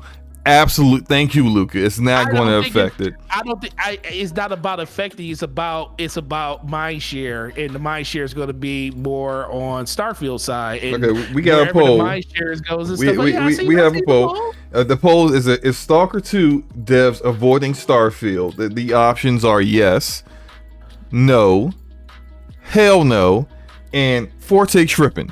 What's leading right now, okay, it's tied now, is yes and Forte tripping. So okay, when yes wins this, what are you gonna say? I'm gonna say that the people who voted for you are up at 42. It's up at 42%, by the way, right now. Just saying. I think just some people just want to see the world burn. And that's why they vote. It's called common sense. It's not common sense. This is nothing common about this. This makes no sense. A month later, look, the only people still playing Starfield a month after it comes out and still caring to not care about this game are people who are strictly Bethesda stands. Okay. I'm not even a Bethesda stan, and I can the market, the demographic that these devs are trying to market Stalker to aren't playing Starfield. They're just not. All right. So we can move on, man. We can move on. I'm gonna let the poll run a little bit longer because I want more people to vote. But we can move on to a different topic. Shout out to Gregor. I think Stalker should just be canceled because Bethesda might re-release Skyrim on Crocs. Oh my Crocs. God, good grief. So this is a little bit out of our wheelhouse, talking about Nintendo real quick. It's the real quick talk. So we're gonna switch over to my wheelhouse. Oh, no, you the one that don't like Nintendo up in here. That's true. I don't like Nintendo. I think Nintendo is overrated. They take their fans to the cleaners and they just allow it to happen. Yep. All that stuff. All that stuff. You know how you feel. But no, let's switch over to this real quick. So Luca literally just turned the podcast off. This would be a short topic, Luca. I wanted to blow this up as much as I could. So this didn't originate from Reset Era, but this originated from a known leaker who gets stuff right from Nintendo. I think his name is Nate the Hate or whatever his name. I don't really follow that guy like that, but apparently he gets a lot of stuff right. He said some things about Nintendo releases for this year and next year that people probably may or want to pay attention to. Some of it I thought was pretty interesting because in regards to Atlas games and you know how upset Nintendo fans are about not getting Persona games on the Nintendo platforms. But Here is what he said. He said that Metroid Prime a Metroid Prime remaster for 2022, coinciding with the 20-year anniversary. I could see that happening. Xenoblade Chronicles 3 potentially delayed to 2023. I knew this one really piqued my interest. I mean, I'm not saying buying the Switch over it. I might start emulating some Switch games. But just buy a Switch, man. I'm good. Why would I do that? Like I have a PC that could outperform it by leaps and bounds. And when I had my Switch, hold on. And when I had my Switch, I played it primarily docked. So like, I thought you wanted to support the developers, though, Slow-Mo. I do. I'm gonna buy the game. Look, I said I'm gonna emulate it. I'm gonna buy the game and then use the license from the game to emulate the game on PC. I'm buying the game. I'm just saying I'm just gonna emulate it. You know, calm down. Well, no. Some people, when they say emulate, it means they pirate it, then they emulate it. No, I'm not gonna pirate it. I'm gonna buy the game. But anyway, the game I'm talking about, there's supposed to be a new Fire Emblem game from the Three Houses team. Luca would love to hear, if she's still in the chat, she would probably love to hear that. Set for 2022 with a remake of Genealogy of the Holy War likely in 2023. Now, although that excites me, I don't think that's real. I think it's been way too soon since Three Houses came out for them to already have a game ready for 2022. If they do have a game ready, it's going to be bare bones and not worth it. So I doubt that. I think that's maybe that they are working on another Fire Emblem, but it's not going to come out when this Nate guy thinks it is. House of the Dead in March, like who asked for that? Who wants a House of the Dead? Am I at an arcade? We gonna get gun cons with that? Like, why would I want this? Resident Evil Revelations 3 potentially in development for the Switch. That's interesting. I mean, the Revelations games seem to be, they were very, I mean, when they came out, they were like, they were modern for the time they came out, but like, if they're gonna keep the same like level of detail, visual fidelity, then yeah, it will run on the Switch. But you would kind of wonder if they were the one to Game Boy, not Game Boy. The one on 3DS was I liked that one, but I just didn't like the controls. Yeah. Let's see what else we have here. Okay, here's the juicy stuff that gets people's blood boiling on the Nintendo side. Well, this part's they probably will like. Persona 4, I think this means Persona 4 Golden coming to the Switch and PlayStation in 2022. So now look, although Persona 4 was on Vita and PS3, Persona 4 Golden never came to PlayStation 4. And so this would be Persona 4 Golden going to be the first Persona game going to the Switch. And also Persona 4 Golden finally coming to PlayStation. I have it on PC. They came out with PC. It's sold extremely well on PC. It's a good game. If you play Persona 5, you will notice a lot of similarities to the character archetypes, their personalities, the design of the game and whatnot. It's very much very similar. I think that visually it's going to run fine on the Switch because that game is not a looker at all, and the design of the dungeons or the palaces, as you want to call them, is very pedestrian, very plain, but it's a good game. But that last one, Poochie said, did you play Astral Chain? Yes, I did play Astral Chain. I liked Astral Chain. The combat I felt was a bit convoluted. I think the game would have been, you know what? When I finally decided to emulate games, I own Astral Chain, so I'll emulate Astral Chain on PC and see if I enjoy it better with a higher visual fidelity and a more stable frame rate. But I kind of feel like Scarlet Nexus is a better version of Astral Chain. Just my opinion. Combat wise, destroys it. And yeah. Anyway, I wasn't enamored with it, but it was all right. This last part though, Persona 6 exclusives of the PlayStation 5. Ain't nothing new there. Look, look. Any new Persona games are going to be exclusive to the PlayStation. I feel like Sony just feels like they want that game, new entries into the mainline game, to be synonymous with PlayStation. Strikers, they don't care if Strikers shows up on PC and Switch. They don't care if that other Persona fighting game shows up on every platform in existence. But the mainline Persona games, no, they're going to be exclusive to. They're going to be exclusive to PlayStation. Like the Persona 5 hasn't shown up on PC yet. It hasn't shown up on anything. So I think that makes sense. And you know, there are people who are upset about that, but they'll get over it. What do you think, man? They'll get over it. No, I think going down the list, Metro Prime, I can see that happening for the anniversary. It's been a while since Xenoblade Chronicles 2.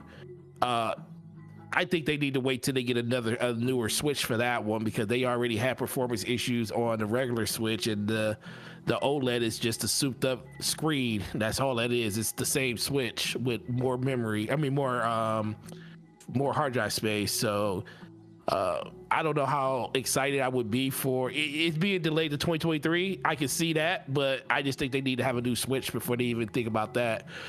Fire Emblem, I know, is a game that a lot of people are looking forward to for the next version of whatever they come out with. 2023, I don't think that's too soon. I know it's been like 2.5 years since 3 Houses, or 3 years since 3 Houses. I just think 3 Houses came out. It's been 2019. Yeah, so it'll be almost 3 years. Now, I don't think they started development on a new one immediately after that came out, because they did do some bug fixing here and there, and they did come out with an expansion that I didn't try, but our homie Luca tried, and Luca thought it was a little bit underwhelming. I don't feel like they put a lot of effort into that. But all that said, like 3 Houses was my game of the year in 2019. It was amazing. I do think we can see one coming soon, but I just don't think it would be this year. Like, I feel like it'd probably be like 2023. That would make sense to me for another one. But we can move on from that. I just thought that was somewhat interesting. Persona 6 is gonna be funny, because that hurts more than just that hurts everybody's feelings that's not a PlayStation 5 owner. Yep. And this is why it's good to own all platforms. So that, like, I don't care about this. Wherever Persona 6 comes out on is where I'm going to get it. Shout out to the 25 votes for this Stalker 2 poll. You know, 48% of the people are on the right side of it. And oh my God. Just say 48%. Let me just end this silly poll here. Like 48% of half of y'all are just voting that way because y'all wanna make Forte feel good about his delusions. Nothing to feel good. It's called speaking, just speaking the truth.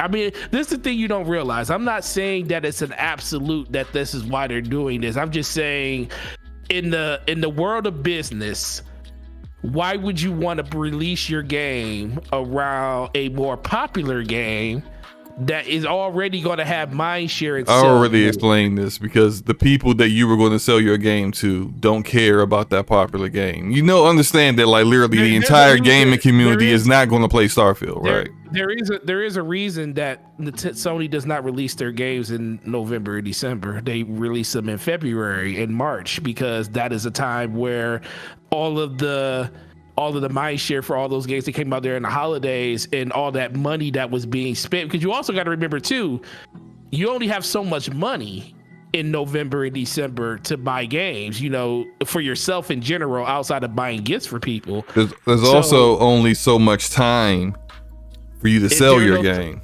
period. So, like, you can sell your game. No, you can sell your game all the time, but you don't have to have. That's the thing you don't realize. You don't have to sell your game during the holidays to turn a profit. It just, the games that turn the biggest profits during the holidays are the tentpole titles, the ones that you see at the top of an MPD at the end of every year. Games like NBA, Madden, things that people know and trust every year. Not a brand new franchise or a follow up to a franchise that hasn't been relevant in the last decade almost. Just saying. Ain't nobody checking for Starfield like that, man. You tripping, No, bro. No, they ain't gotta be checking for Starfield. All they gotta know is this is the next entry from the studio that made Skyrim. That's it. Because It's the same couple million people bought Skyrim on every platform multiple times. This is not slow-mo. It's a reason they keep re-releasing Skyrim. Yeah, because the same people keep buying it. That's why. And I'm just okay. Well, look, you don't be mad about it. Just know that 48% of the people know the right side. I'm not mad. I'm disappointed. I thought they would be. And I'm not disappointed. I think we got some of the most amazing, thought-provoking viewers on our channel, and I appreciate y'all for exercising your right to actually think. Oh my god! And moving on. Let's talk about PlayStation 4 and PlayStation 4, the old generation console.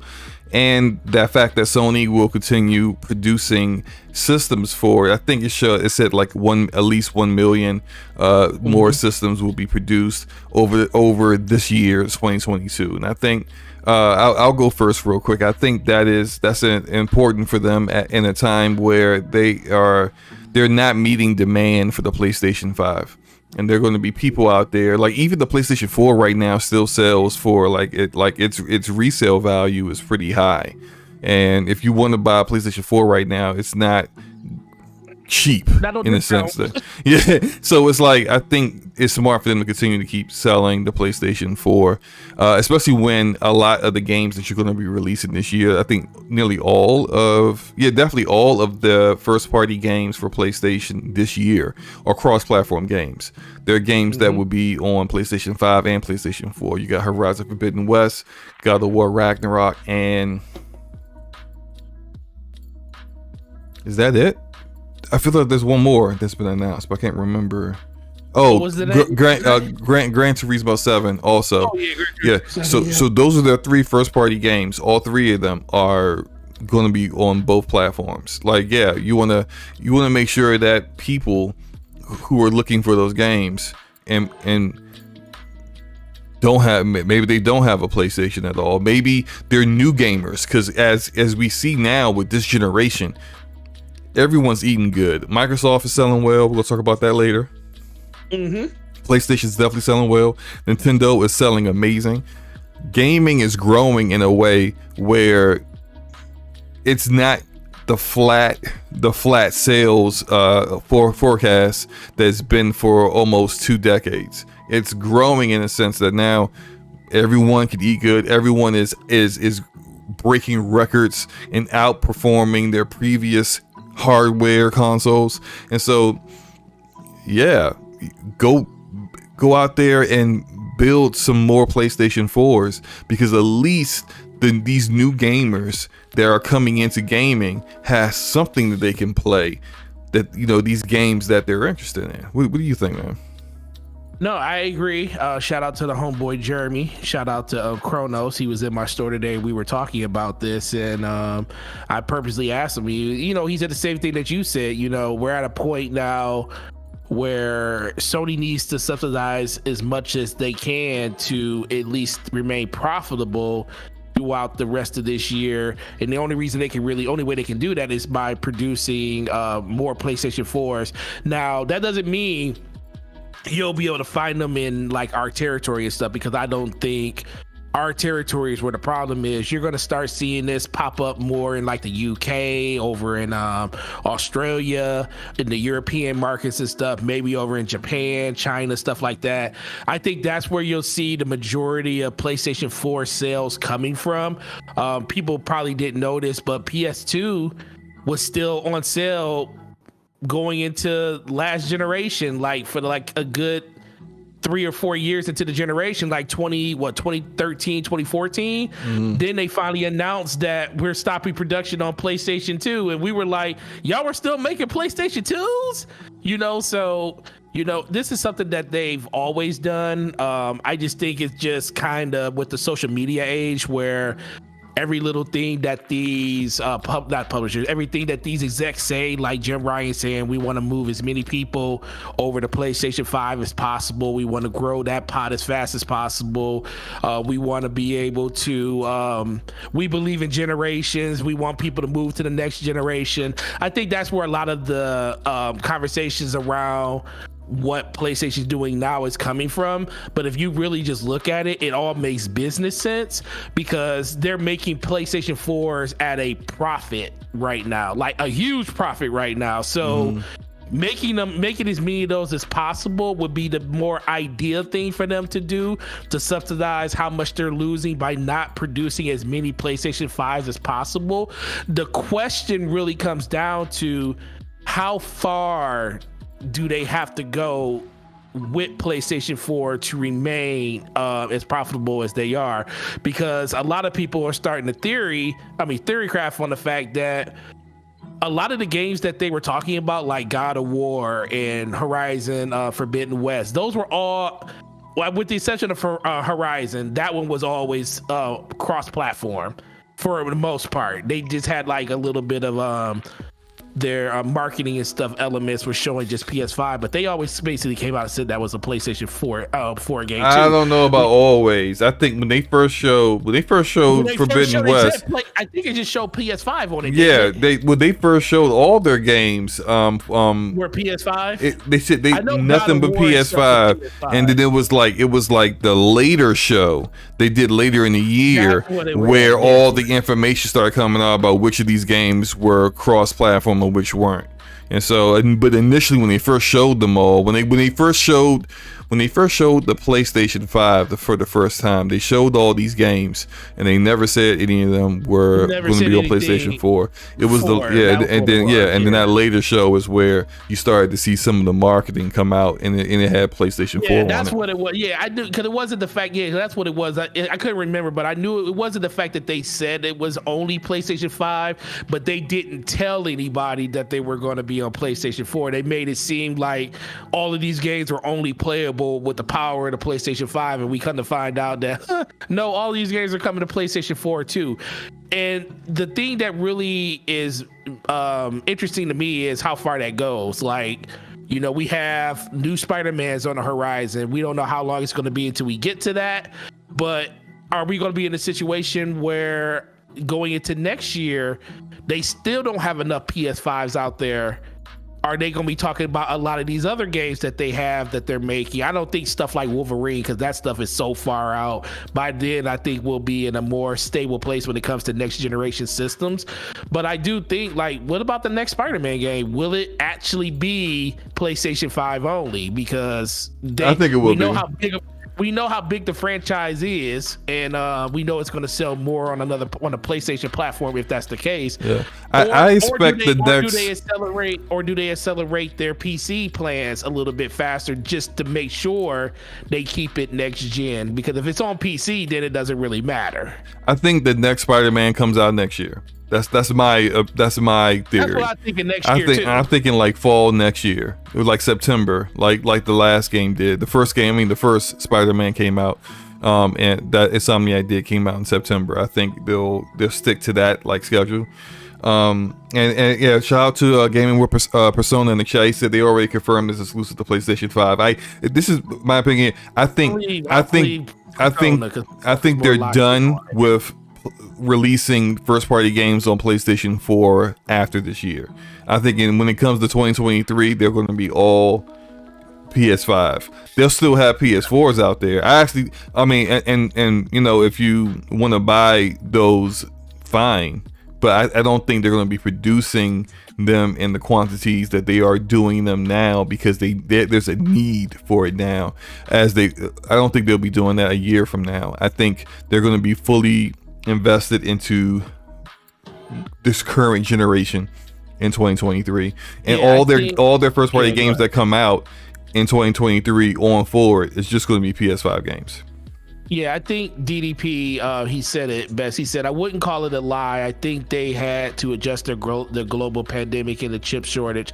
And I do think you're 100% right on that, because I've never been the person that, you know, lying and all that stuff. You know, sometimes I think people say that out of jokes because it's a whole console war thing. Of course. And the whole narrative is just, oh, PlayStation said this and they're changing their minds, and right. Xbox did this, but you guys said Xbox was terrible for doing that. It was like this whole back and forth. Anybody that had half a brain, people adopt an argument or logic that they were against initially just because now the shoe's on the other foot and they can kind of throw it in someone else's face, even though like clearly they don't really care for that argument themselves because they were doing a complete 180 months ago or a year ago or whatever, right? Yeah, it's like I don't really like I never engage in that foolishness. I don't care about any of that stuff. All I'm saying is that I think that like they are probably going to increase production on PS4 this year because there's a need to get people a PlayStation. Like, and if you're making games that are going to be on the PlayStation 4, like literally aren't even out yet, but will come out on the PlayStation 4 this year. But damn, make some more PlayStation 4s, because if you can't get the components needed to make a PS5 quick enough, but you can put together some PS4s fast. If the ratio is we can build 10 PS4s to one PS5, well, look, you know, if someone really wants to play the game, they're gonna go ahead and play it down. There's some people who are looking for those. Yeah, look, there's some for me, for example, when I couldn't get a PS5 at launch, it took me like a month to get mine. I didn't play Miles Morales. I could have played Miles Morales on PS4. But I said, nah, fam. Nah, I'm going to play it on PS5. There are going to be those who are like that. I'm like that. But there are going to be some that are just going to be like, well, I don't really care. Or like as we talked about, new gamers, because new gamers are, you know, flooding into the gaming industry. They don't care. They don't know anything about anything, right? They just like, hey, look, I saw there's a new Spider-Man 2 coming out. I just gotta get the PlayStation to play that. Although like, I'm using that as an example, even though that's going to be on the PS5. Well, let's say God of War. That new God of War looks amazing. I gotta play that. I can't find a PlayStation 5. There's every time I try to get one, you know, bots and everything, scalpers, it's gone in milliseconds. But I can get this PlayStation 4. Then yeah, like as far as Sony is concerned, that's a sale. And we're not missing out on a potential sale because we didn't have the hardware available to provide it to the person who wanted to play the game. So I think that's just where it's all going to be about. Yeah, see, Darkseid, he said, so, okay, we believe in generation was never a thing. So they said that. They absolutely said that. And if you want to hold that against them, then go right ahead. But I will tell you, as a person that's in retail, that sells products and stuff, that your projection changes when unforeseen things happen. I truly believe that they believed in generations until they got halfway through 2020 and they realized the world was not going to change in their favor at any point. Because if they didn't believe in generations, they wouldn't have gave you games that were only on PS5. You know, like, you know, Demon's Souls and Ratchet and Clank and Returnal. Those are games that are only played on a PS5. Now, it could be stated that some people believe that those games could be played on a PS4. Well, we really can't say that until it actually happens. Once it happens, and if it does happen, then we could talk about it then. But as of right now, they did live up to the promise that there were games that were only playable on PS5. So people that did go out and buy a PlayStation 5 did get experiences that were only to that system. But when it comes to like the greater, bigger good of these other games like Miles Morales and Horizon Forbidden West and God of War, those games are casualties of war when it comes to this whole console cycle of how how these systems just aren't plentiful enough for them to make a profit off of. So of course they're going to take their 10-15 million piece of franchises that sell and put them on as many platforms as they possibly can that benefit them the most. So you're not wrong in the way that you're feeling about they said that. It still doesn't change the fact that the world got flipped upside down, and you really can't hold it against them for trying to make as much money as they possibly can. Well, yeah, I mean, look, like I said, they're trying to make sure that they get games, they get consoles in the hands of the gamers that actually want to play these games. And if they can't get PS5s, and especially with these games coming out on PS4, they're gonna give them PS4s. Something that's similar to this, I guess, because this came out after the talk about them still manufacturing PS4s, is that Xbox stopped manufacturing Xbox Ones in 2020. So Makes basically sense. Almost 2 years ago, they stopped making Xbox Ones. My question to you was, and they are just now stopping putting games out natively on Xbox One. Yeah. Do you think that was due to low hardware sales? I think that they stopped. I hadn't seen an Xbox One X or Xbox One since the new systems have come out. Yeah, that's because they don't make them anymore. They don't. They never.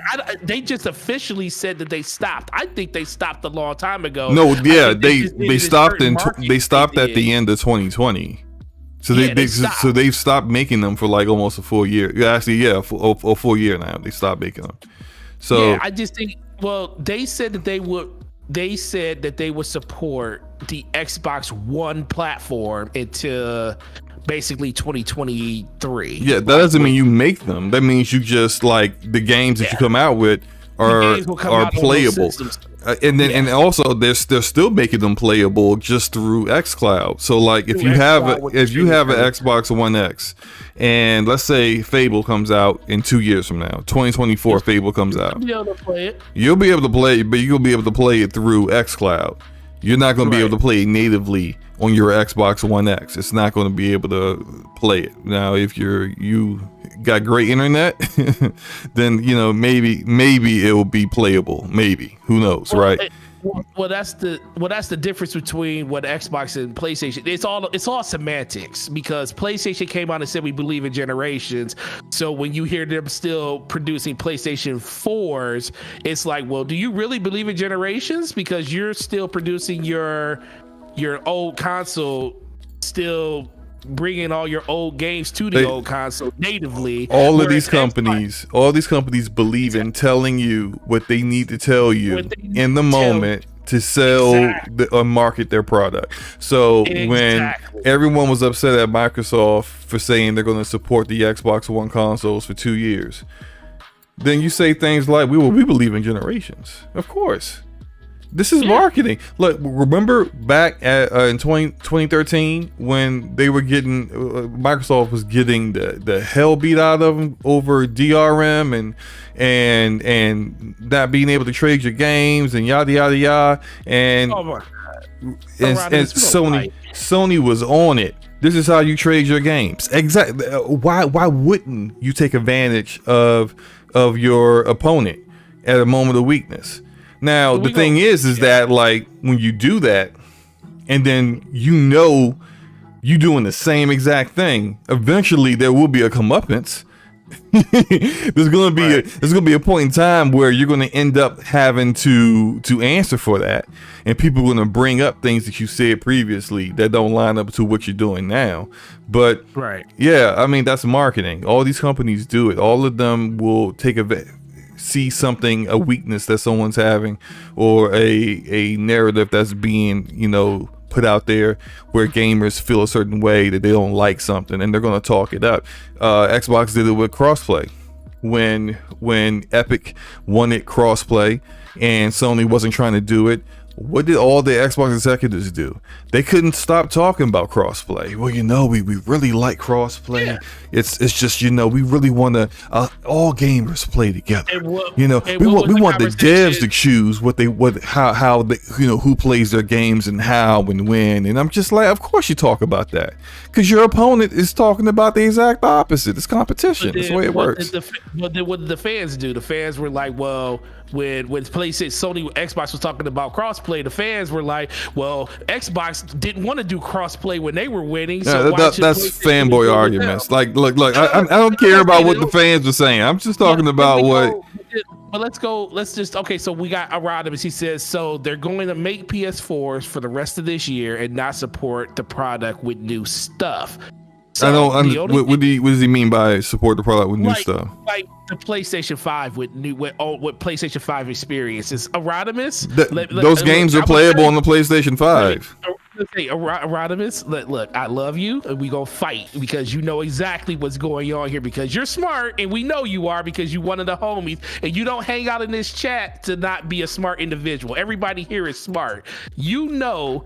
The same thing that they're doing is the same thing that Xbox did. Let's be for real. Right. Xbox, did you have that argument a year ago? Anacrusis is the question I have. Let's be for real. Xbox, we literally got the same thing that Sony is going to do this year with PlayStation 4. All of these games that's coming out this year that are exclusive, none of them are exclusive to PS5.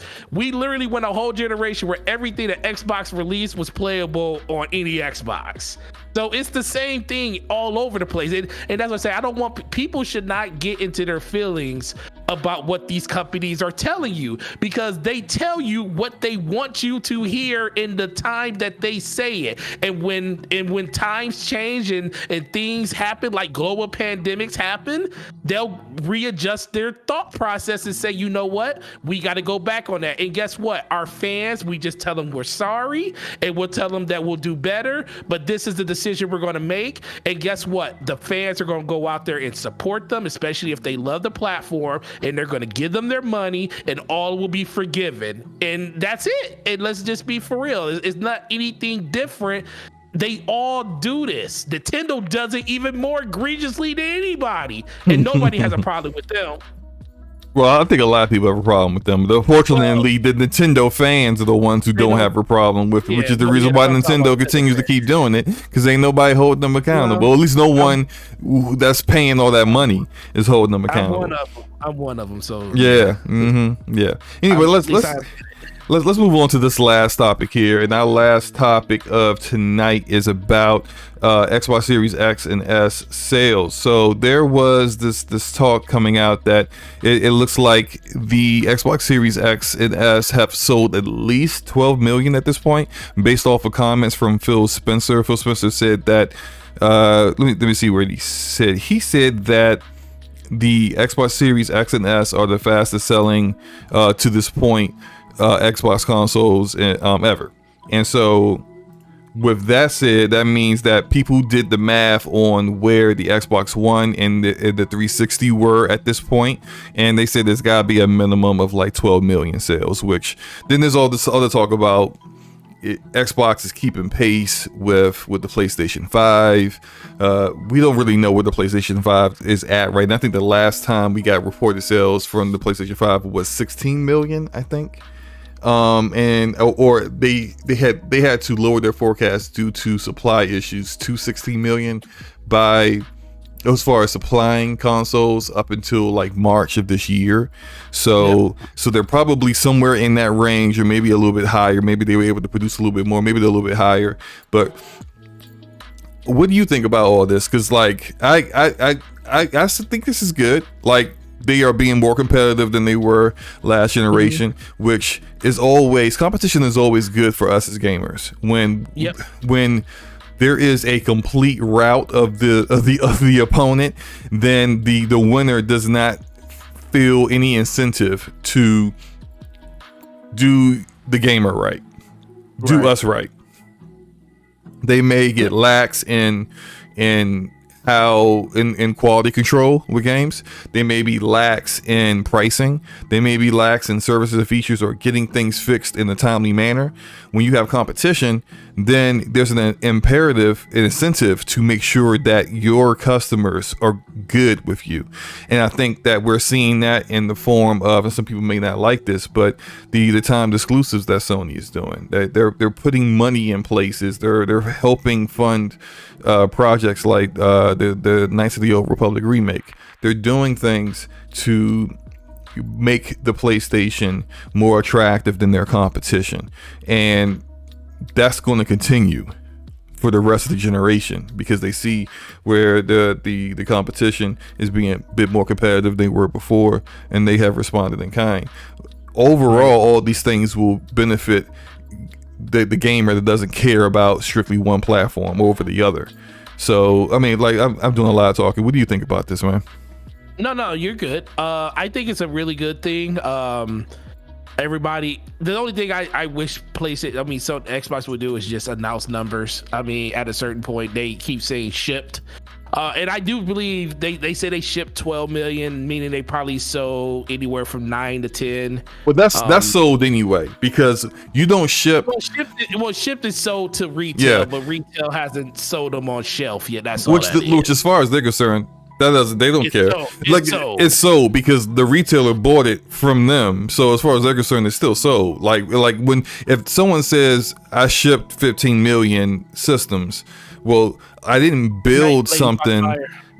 Oh, good night, Lady Foxfire. I didn't build 15 million consoles and then ship them just to anyone and then said, hey, look, when you make that sale, then you pay me. No, you paid me for that.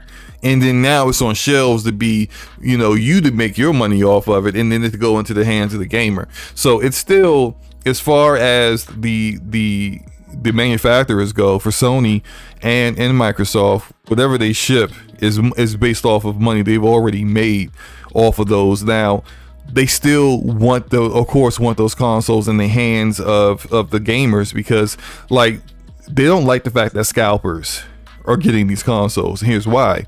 A scalper sits on it. The scalper's not using this, collecting dust in this tool shed, in his wherever he's keeping it. It's not being put to use. A system that's being put to use has PS Plus on it. It has Game Pass on it. They're buying games for it. You're generating more than just the price tag to own the system for it. You're buying games. You're getting services. You're getting all that other stuff, revenue they're relying on. So even though they're outselling what the previous consoles were doing, the attach rate for what they want these games to be at isn't quite where they want it to be. Now, all that said, like that's why they definitely want these systems, of course, in the hands of gamers. But as far as they're concerned, they're getting orders for inventory. That's why they're building. That's why they're building the consoles off of it, and they can't keep up with the pace of demand, unfortunately. What do you think the actual sales? Because we said like minimum 12 million. What do you think the actual sales are? You GameStop manager here. What do you think of the sales of the systems? Like I know the bookend numbers of it.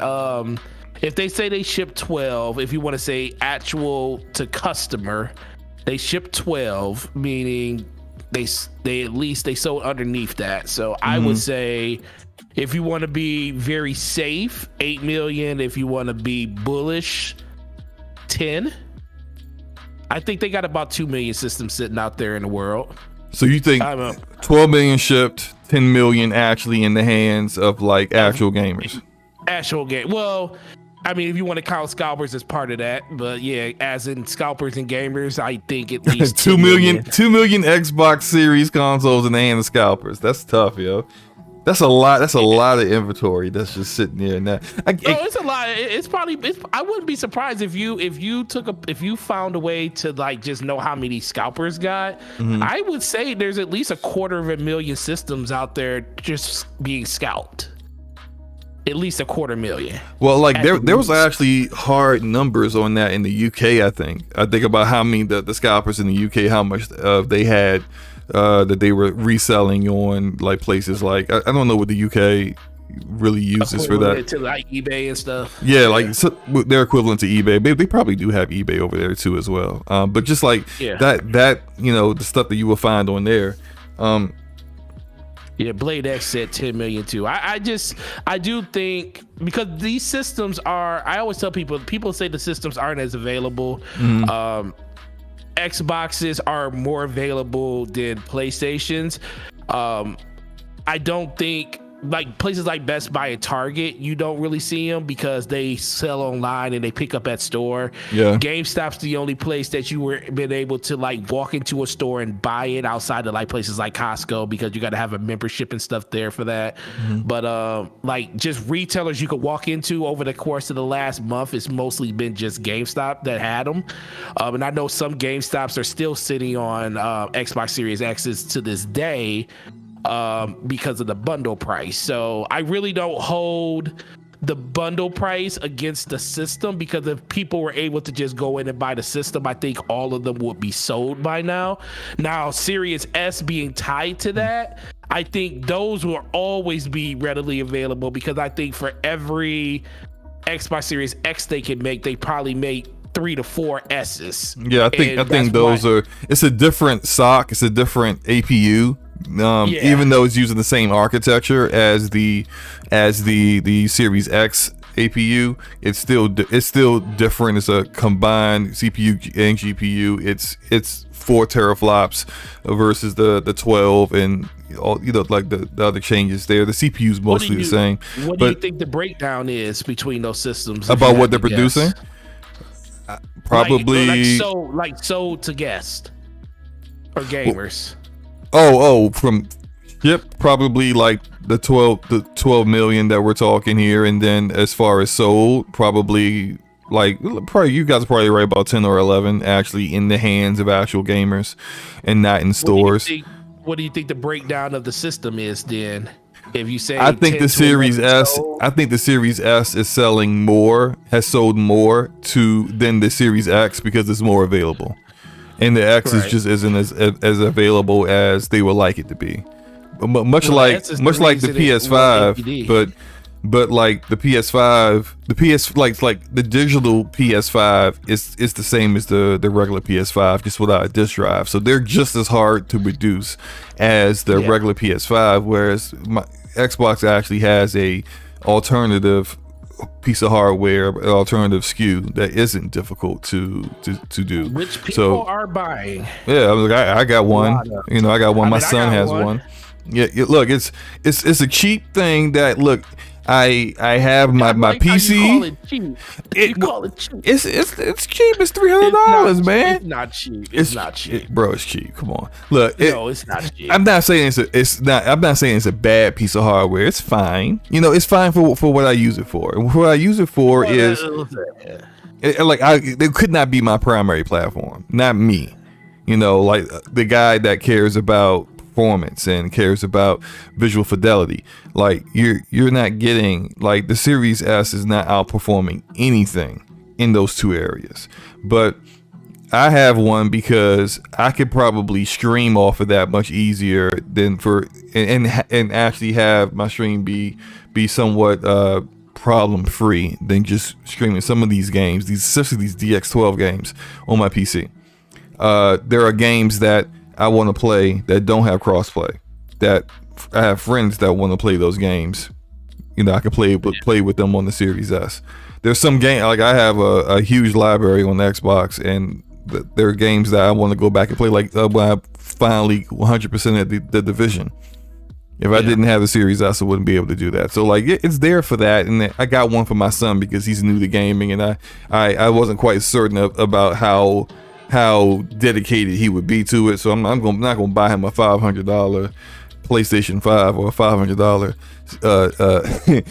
Series X that's going to end up, I come to find out 3 weeks later it's collecting dust and he don't care about it no more. All right, let me give you this little thing here, and it can sit on your desk in your room, and you can play it whenever you're actually interested in playing. And he plays pretty often. He doesn't play any of the games I think he should be playing, but that's his choice. What's going on, Mav? Welcome to the show, brother. What's up, Mav? How's it going, man? How's it going? I thought I saw a couple people in here. I thought I saw Thrash in here. Shout out King Thrash. He said facts and he left. He probably still be in here. Yeah, shout out to Thrash. Shout out to him. Shout out to all everybody that's in the chat. We got 40 people watching right now. I appreciate all of y'all fine people. What's up, Victor? Alistine in the house as well. But no, so here's a spicy question. Yeah, what's up? I think I already know the answer to it. Actually, I'm gonna make this a poll too. All right, this is going. Okay, so look, we talked about how it's thought provoking. It's thought provoking. The Xbox Series consoles are selling more than what the previous Xboxes have done, right? Do you think the Xbox Series consoles will overtake the PlayStation 5 this generation? No. Yeah, I don't think so. You really? What did you said thought provoking? That's not even.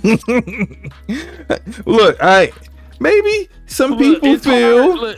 No, some people do feel that way, but it's hard. Wow, how did that poll go up like that? I didn't mean to do that. Hold on. Yeah, you definitely want to take that one down. Why? Ain't have no questions or anything. I was like. Why would I think, as much as I love Xbox, because I play on Xbox every day, it's my preferred platform, I just don't, Xbox don't even care if you buy an Xbox. Yeah. They don't. They do not. So it's like, as long as that is part of the scenario, and you always have a better option out there to play your Xbox games on, like PC or a laptop, then the reasons to buy an Xbox become less and less. Whereas on PlayStation, and until PlayStation starts doing day and date, which I do believe will happen at some point, it just won't happen anytime soon over the next couple of years. Wait. PlayStation's just gonna build their buffer. What you about to say? I was reading the chat. I didn't hear what you said. You said what's going to happen? No, I said PlayStation as of right now isn't doing day and date. I said I do believe at some point they will. They just aren't doing it anytime soon. I don't think it's a guarantee that they will. I think it really just it's determined on how the market goes. Really, the market shifts. So I think they have no desire to do day and day at this time, and that there is no hey, we're in 2025 we're definitely going to go day and day. There is no thought out there like that internally there. I think that certain market conditions have to be satisfied for them to make that decision. And as of right now, they have no reason to do that because their games sell great when they come out with them. They clearly, even with Days Gone selling relatively well, they didn't feel like that was worthy of a sequel. So usually with Xbox doesn't do a sequel, it's because the game didn't sell well, as well as wasn't received well critically. PlayStation's we don't care if you sold well. Critically, you didn't live up to our standards, and therefore there's no sequel. That kind of talk. And as well as internally as Sony bend, they weren't really even trying to pitch the Days Gone sequel to the Sony head. So it's all of this kind of comes together where I feel like some things would need to change for them. I think Xbox would actually really need to be within a shouting distance of overtaking them in overall revenue, not console sales, overall annual revenue. I think they'll beat them in revenue. What? No, bro. They'll beat it. Because I do think that the sales are going to be a lot closer this time. Because I don't think it's going to be I don't think it's going to be 3-1 or 2-1. I think it's going to be Xbox is going to, if PlayStation sells 100 million, Xbox is going to be probably around 70 to 80. I think it's going to be real. I think we're going to get back closer to what the 360 years were. A little bit. I don't think we're going to be as close as 360, where it was only a $7 million console unit difference. But I do think Xbox is going to sell way more consoles just off of the sheer notions that I don't think they're really going to put as much effort into having to say you have to have a system.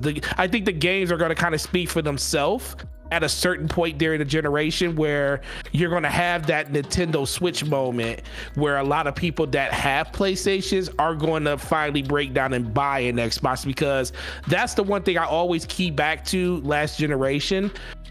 People that are on PlayStation really hold the keys to Xbox being more profitable, because if those people don't go out and buy an Xbox to complement their PlayStation, then Xbox really doesn't have a chance, because at that point you don't have enough of the market.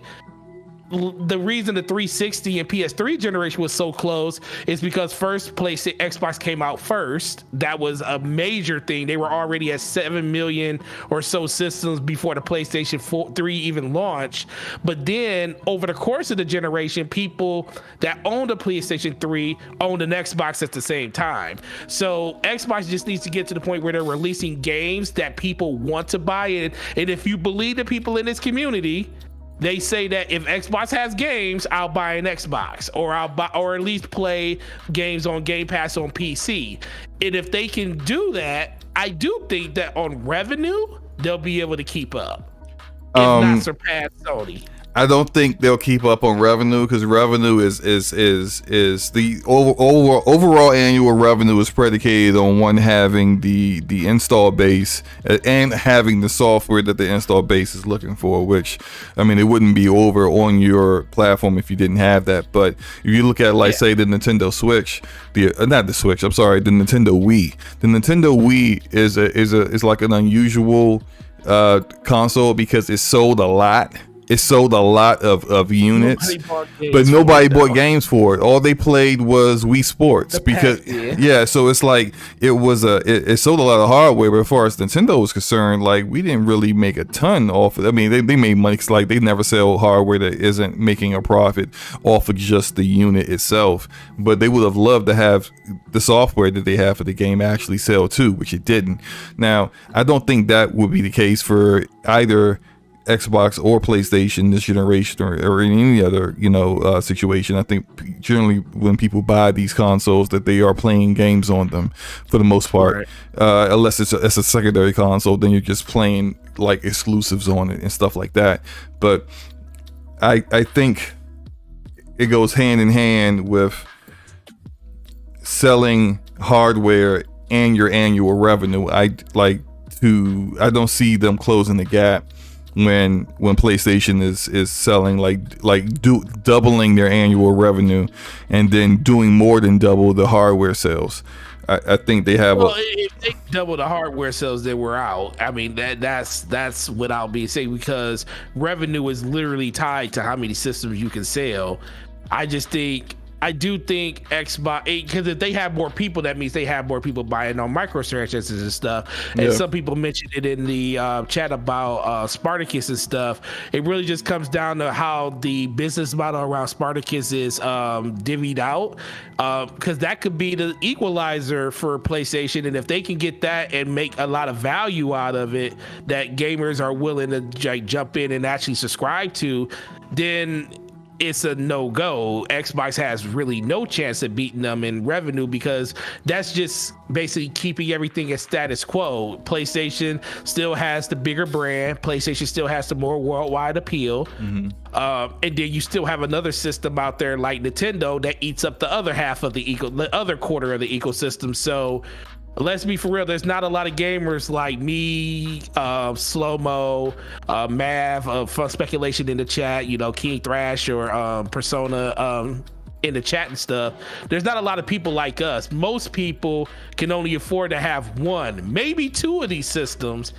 And why would you want to have two of the same types of systems, especially where one of those systems, you don't even have to own the system in order to, enjoy the games that are on that platform. So Xbox has a chance, but they're fighting an uphill battle when it comes to that in revenue. But their revenue isn't tied to what Sony does in revenue. Xbox's revenue is only predicated on what Xbox is willing to spend.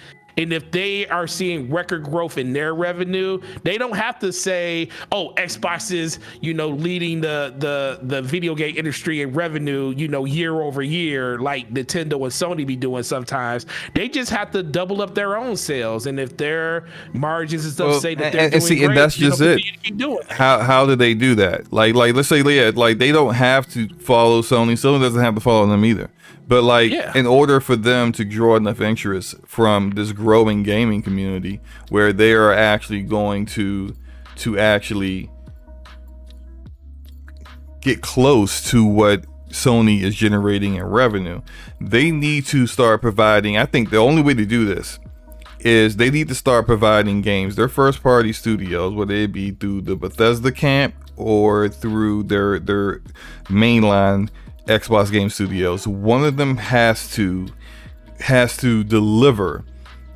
Well, actually, more than one. A few of them have to deliver on games that are literally can't miss, you gotta play it kind of games, like God of War, Spider-Man, like those kind of games. The Last of Us Part 2, they have to deliver on a game like that, which is there was something I saw. I wish I would have.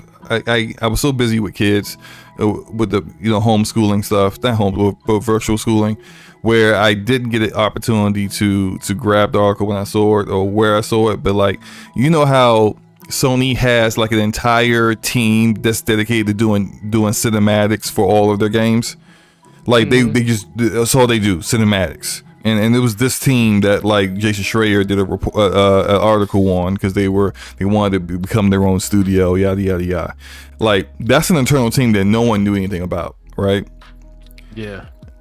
I saw something that said that Xbox is developing their own team similar to that. So they are seeing like some things from their competition that works and trying to emulate it. Now, I don't think they can do it quite like that, because like Sony can pull from like Sony Pictures, and they like that kind of cinematic feel is something I think is unique to them.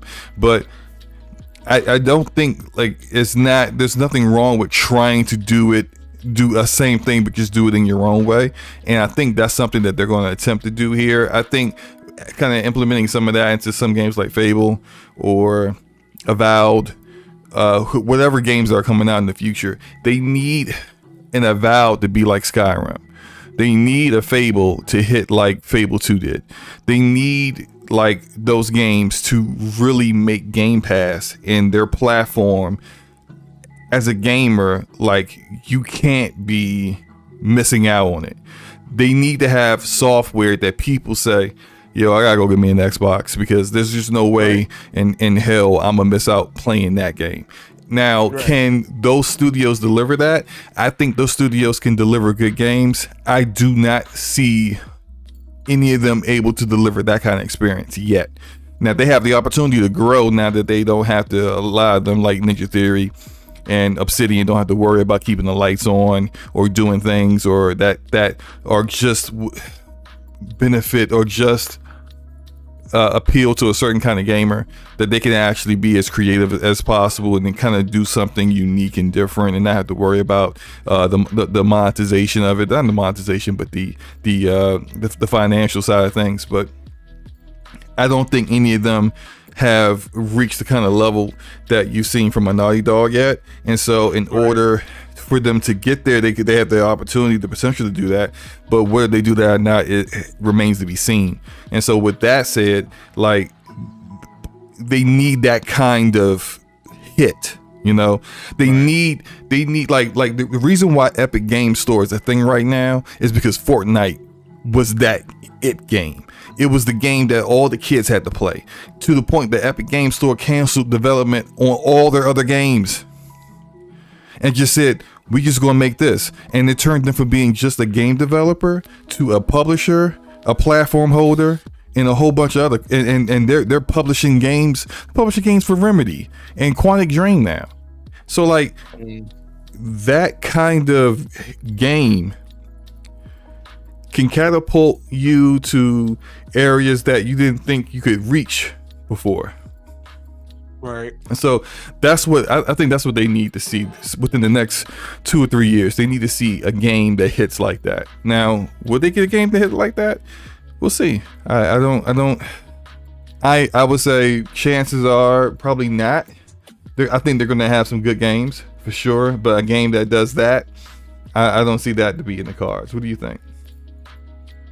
I think it just mostly comes down to games, like you just said. Games are going to be the reason that Game Pass is going to thrive. Games are going to be the reason for any amount of systems that Microsoft wants to sell. Is going to be the reason those systems sell. Game Pass is good. I mean, games are going to be the reason people subscribe on PC or want to play on their mobile phone. It's going to be different experiences that Xbox and Microsoft have to put out or put forth to allow gamers to indulge in that type of games that they want to play in. It also is going to come down to how far Microsoft's willing to go with third-party development and getting more games into services like Game Pass or exclusive rights like Sony does when it comes to like Final Fantasy 16 and Forspoken and stuff like that. Those are pseudo first-party titles releasing exclusively for them because they put the money down to actually do it. You know, so I think when it comes to things like that, that's what gamers are looking for. That's what gamers want. Some people are going to say it's not fair, but ultimately it really comes down to what are you doing to make your consumers feel like the ecosystem they're a part of is something that you should want to be a part of because they're spending the money, they're doing the things that's good for their platform, which is good for the gamers and stuff in their eyes.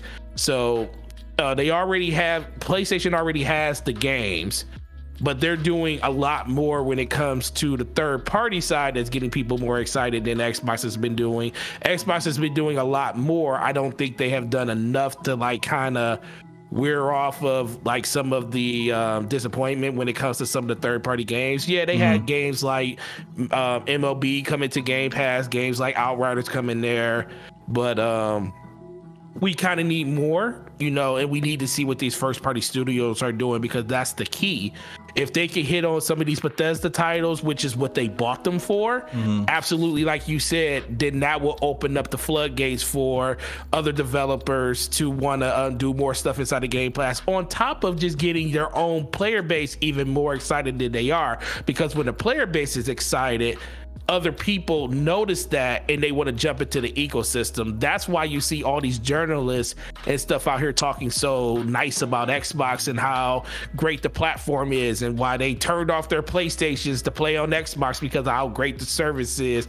And that's mostly, and even if they don't really truly feel that way, they're doing it because the mind share is in that direction. So that's what Xbox needs to really work on, getting the mind share back. And the only way they can do that is having compelling games in their ecosystem that make people say Xbox is the only place I can play those games at. Right. If it's not on the system, at least inside of the platform in Game Pass or something like that itself. Yeah. Now, Viceroy in the chat said PlayStation don't even have games like that, and I think he was talking about in regards to can't miss, must hit kind of game, and I think I disagree. I think that I could point to 3 specific games that were like that, and that's God of War 2018, Spider-Man, and The Last of Us Part 2. Those 3 games, like Spider-Man, if you guys remember when Spider-Man came out that year, they were selling the Spider-Man. This wasn't even a PS4 Pro. It was a regular original PS4, and with Spider-Man, and it was selling out everywhere. Spider-Man 2018 was a system seller. God of War, people perk up. Like when you win Game of the Year, people pay attention to you. Like From Software, and here's a From Software game now I'm playing, even though it's made by Blue Point, but I'm showing it. But From Software, I think they reached a different plateau when Sekiro won Game of the Year. Like people. Now their next game, Elden Ring, is the most anticipated game of 2022. You know, like that's you're now in a whole different stratosphere when you do that, and if Microsoft can deliver on that kind of experience, then that's what I'm talking about. Like Fortnite is maybe using Fortnite as an example where Epic was just because that's easy, because Epic went from being just a developer to doing all this other stuff. But that just shows what the influence that Fortnite and the power that Fortnite has. But like there are other examples that aren't as successful as Fortnite, but still had the same impact for the company that made it or produced the game. So that's what I mean. Oh, I agree. Yep. So I guess that's it. We can go ahead and shut this down. I think it was a great show. What do you think, man? Man, it's always a great show, man. I remember we were talking during the pre-show, like, man, do we got enough topics to make it 2 hours? We had enough topics to make it 2.5 hours. Exactly, man. We gonna keep it. Look, we can talk, okay? Yeah, that's one thing we can do. We can talk. Right, we can definitely talk. Wanted to shout out you guys in the chat once again. Shout out to the 41 people watching right now. Appreciate all you guys for hanging in here with us.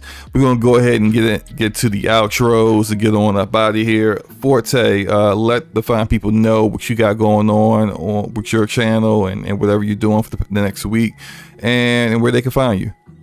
Yeah, man, it's a great show. Gaming Forte everywhere: YouTube, Twitter, Xbox Live, and PlayStation. Got a lot of things going on the channel. Got a couple videos coming out. One over the weekend, talking about a lot of the stuff that happened over the course of the week. Some stuff we talked about today. A very wise man told me, even if everybody else is making videos and talking about it, you should talk about it too, because your subscribers they come to your channel and sub to you to hear your opinion, not someone else's. So I'm taking that to heart. So I'm about to really start hunkering down and start making these videos and getting my opinion out there even more. But check out the channel. Xbox news, PlayStation news. We don't really discriminate over there. We still play Destiny, still talk about that over there too. So if you like it, come subscribe, and we'll see you on DPS episode 67 next week on my channel. I'm so glad you remember which number it was going to be.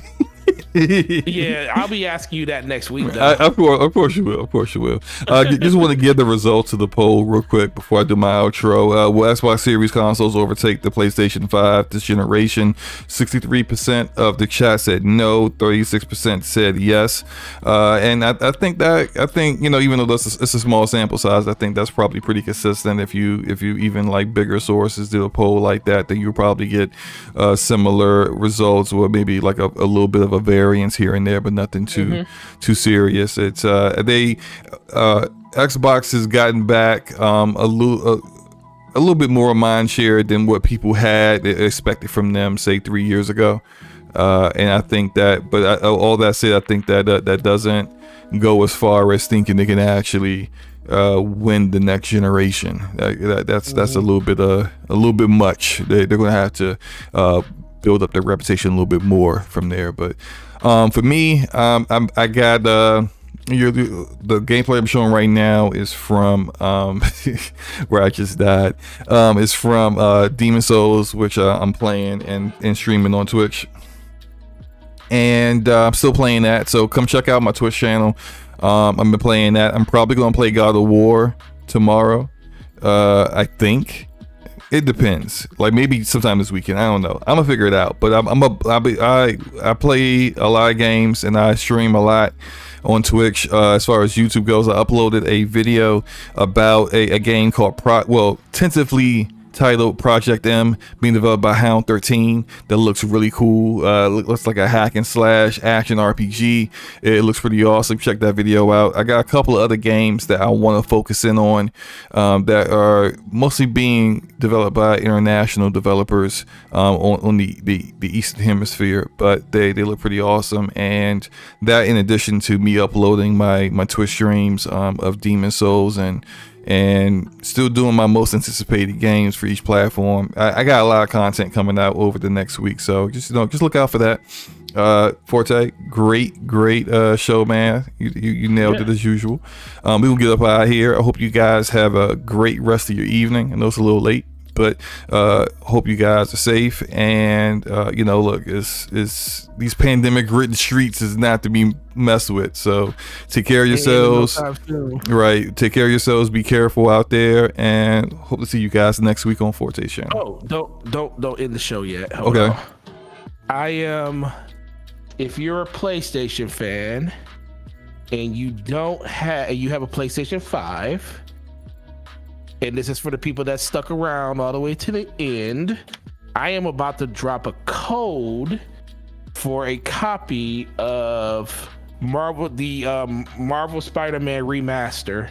So if you're one of the lucky people that don't have it, there's a code that's about to be dropped in the chat, and I am typing it in there now. So make sure that's right. And And you sure you don't want to do a trivia thing? No, I got extra ones that I can do later for trivia. Okay. I have three codes, so this is just for the people that stuck it out all the way through. So that's trivia enough. If they were willing to sit here with me and you for 2.5 hours, well, you act like it was a bad conversation. Like you were able to suffer through the two of us, rambling for 2.5 hours. Here's a free game. Yeah, here's a free Spider-Man remastered. So it was the version they don't sell separately. You only could get that in the gold edition or whatever, or what is it? I forget what it's called, the legendary or whatever the high-end version of Spider-Man Miles Morales. Yeah, it was like that Ultimate Edition, but yeah, like digital. I think it's called Ultimate Edition. That's what it's called. It wasn't Digital Deluxe. I don't know. It was one of those. Yeah, I don't know what it's called on the system. Yeah, but hey, yo, shout out to you for doing that. Share it with somebody. If you have it, if someone has it, just share it on social media. If nobody gets it, so it's a great game. You still should claim it. Even if you don't have a PS5, if you got a PS4, you can claim it and have it for PS5 when it comes out. Yeah, although I kind of feel like someone's probably already claimed it by now. But that thing's gone. So. Yeah, but shout out to you for doing that. That's pretty awesome of you, sir. I was gonna give one to the Iron Lords. I said, well, I'm gonna give it to him. I'm gonna give it to us first.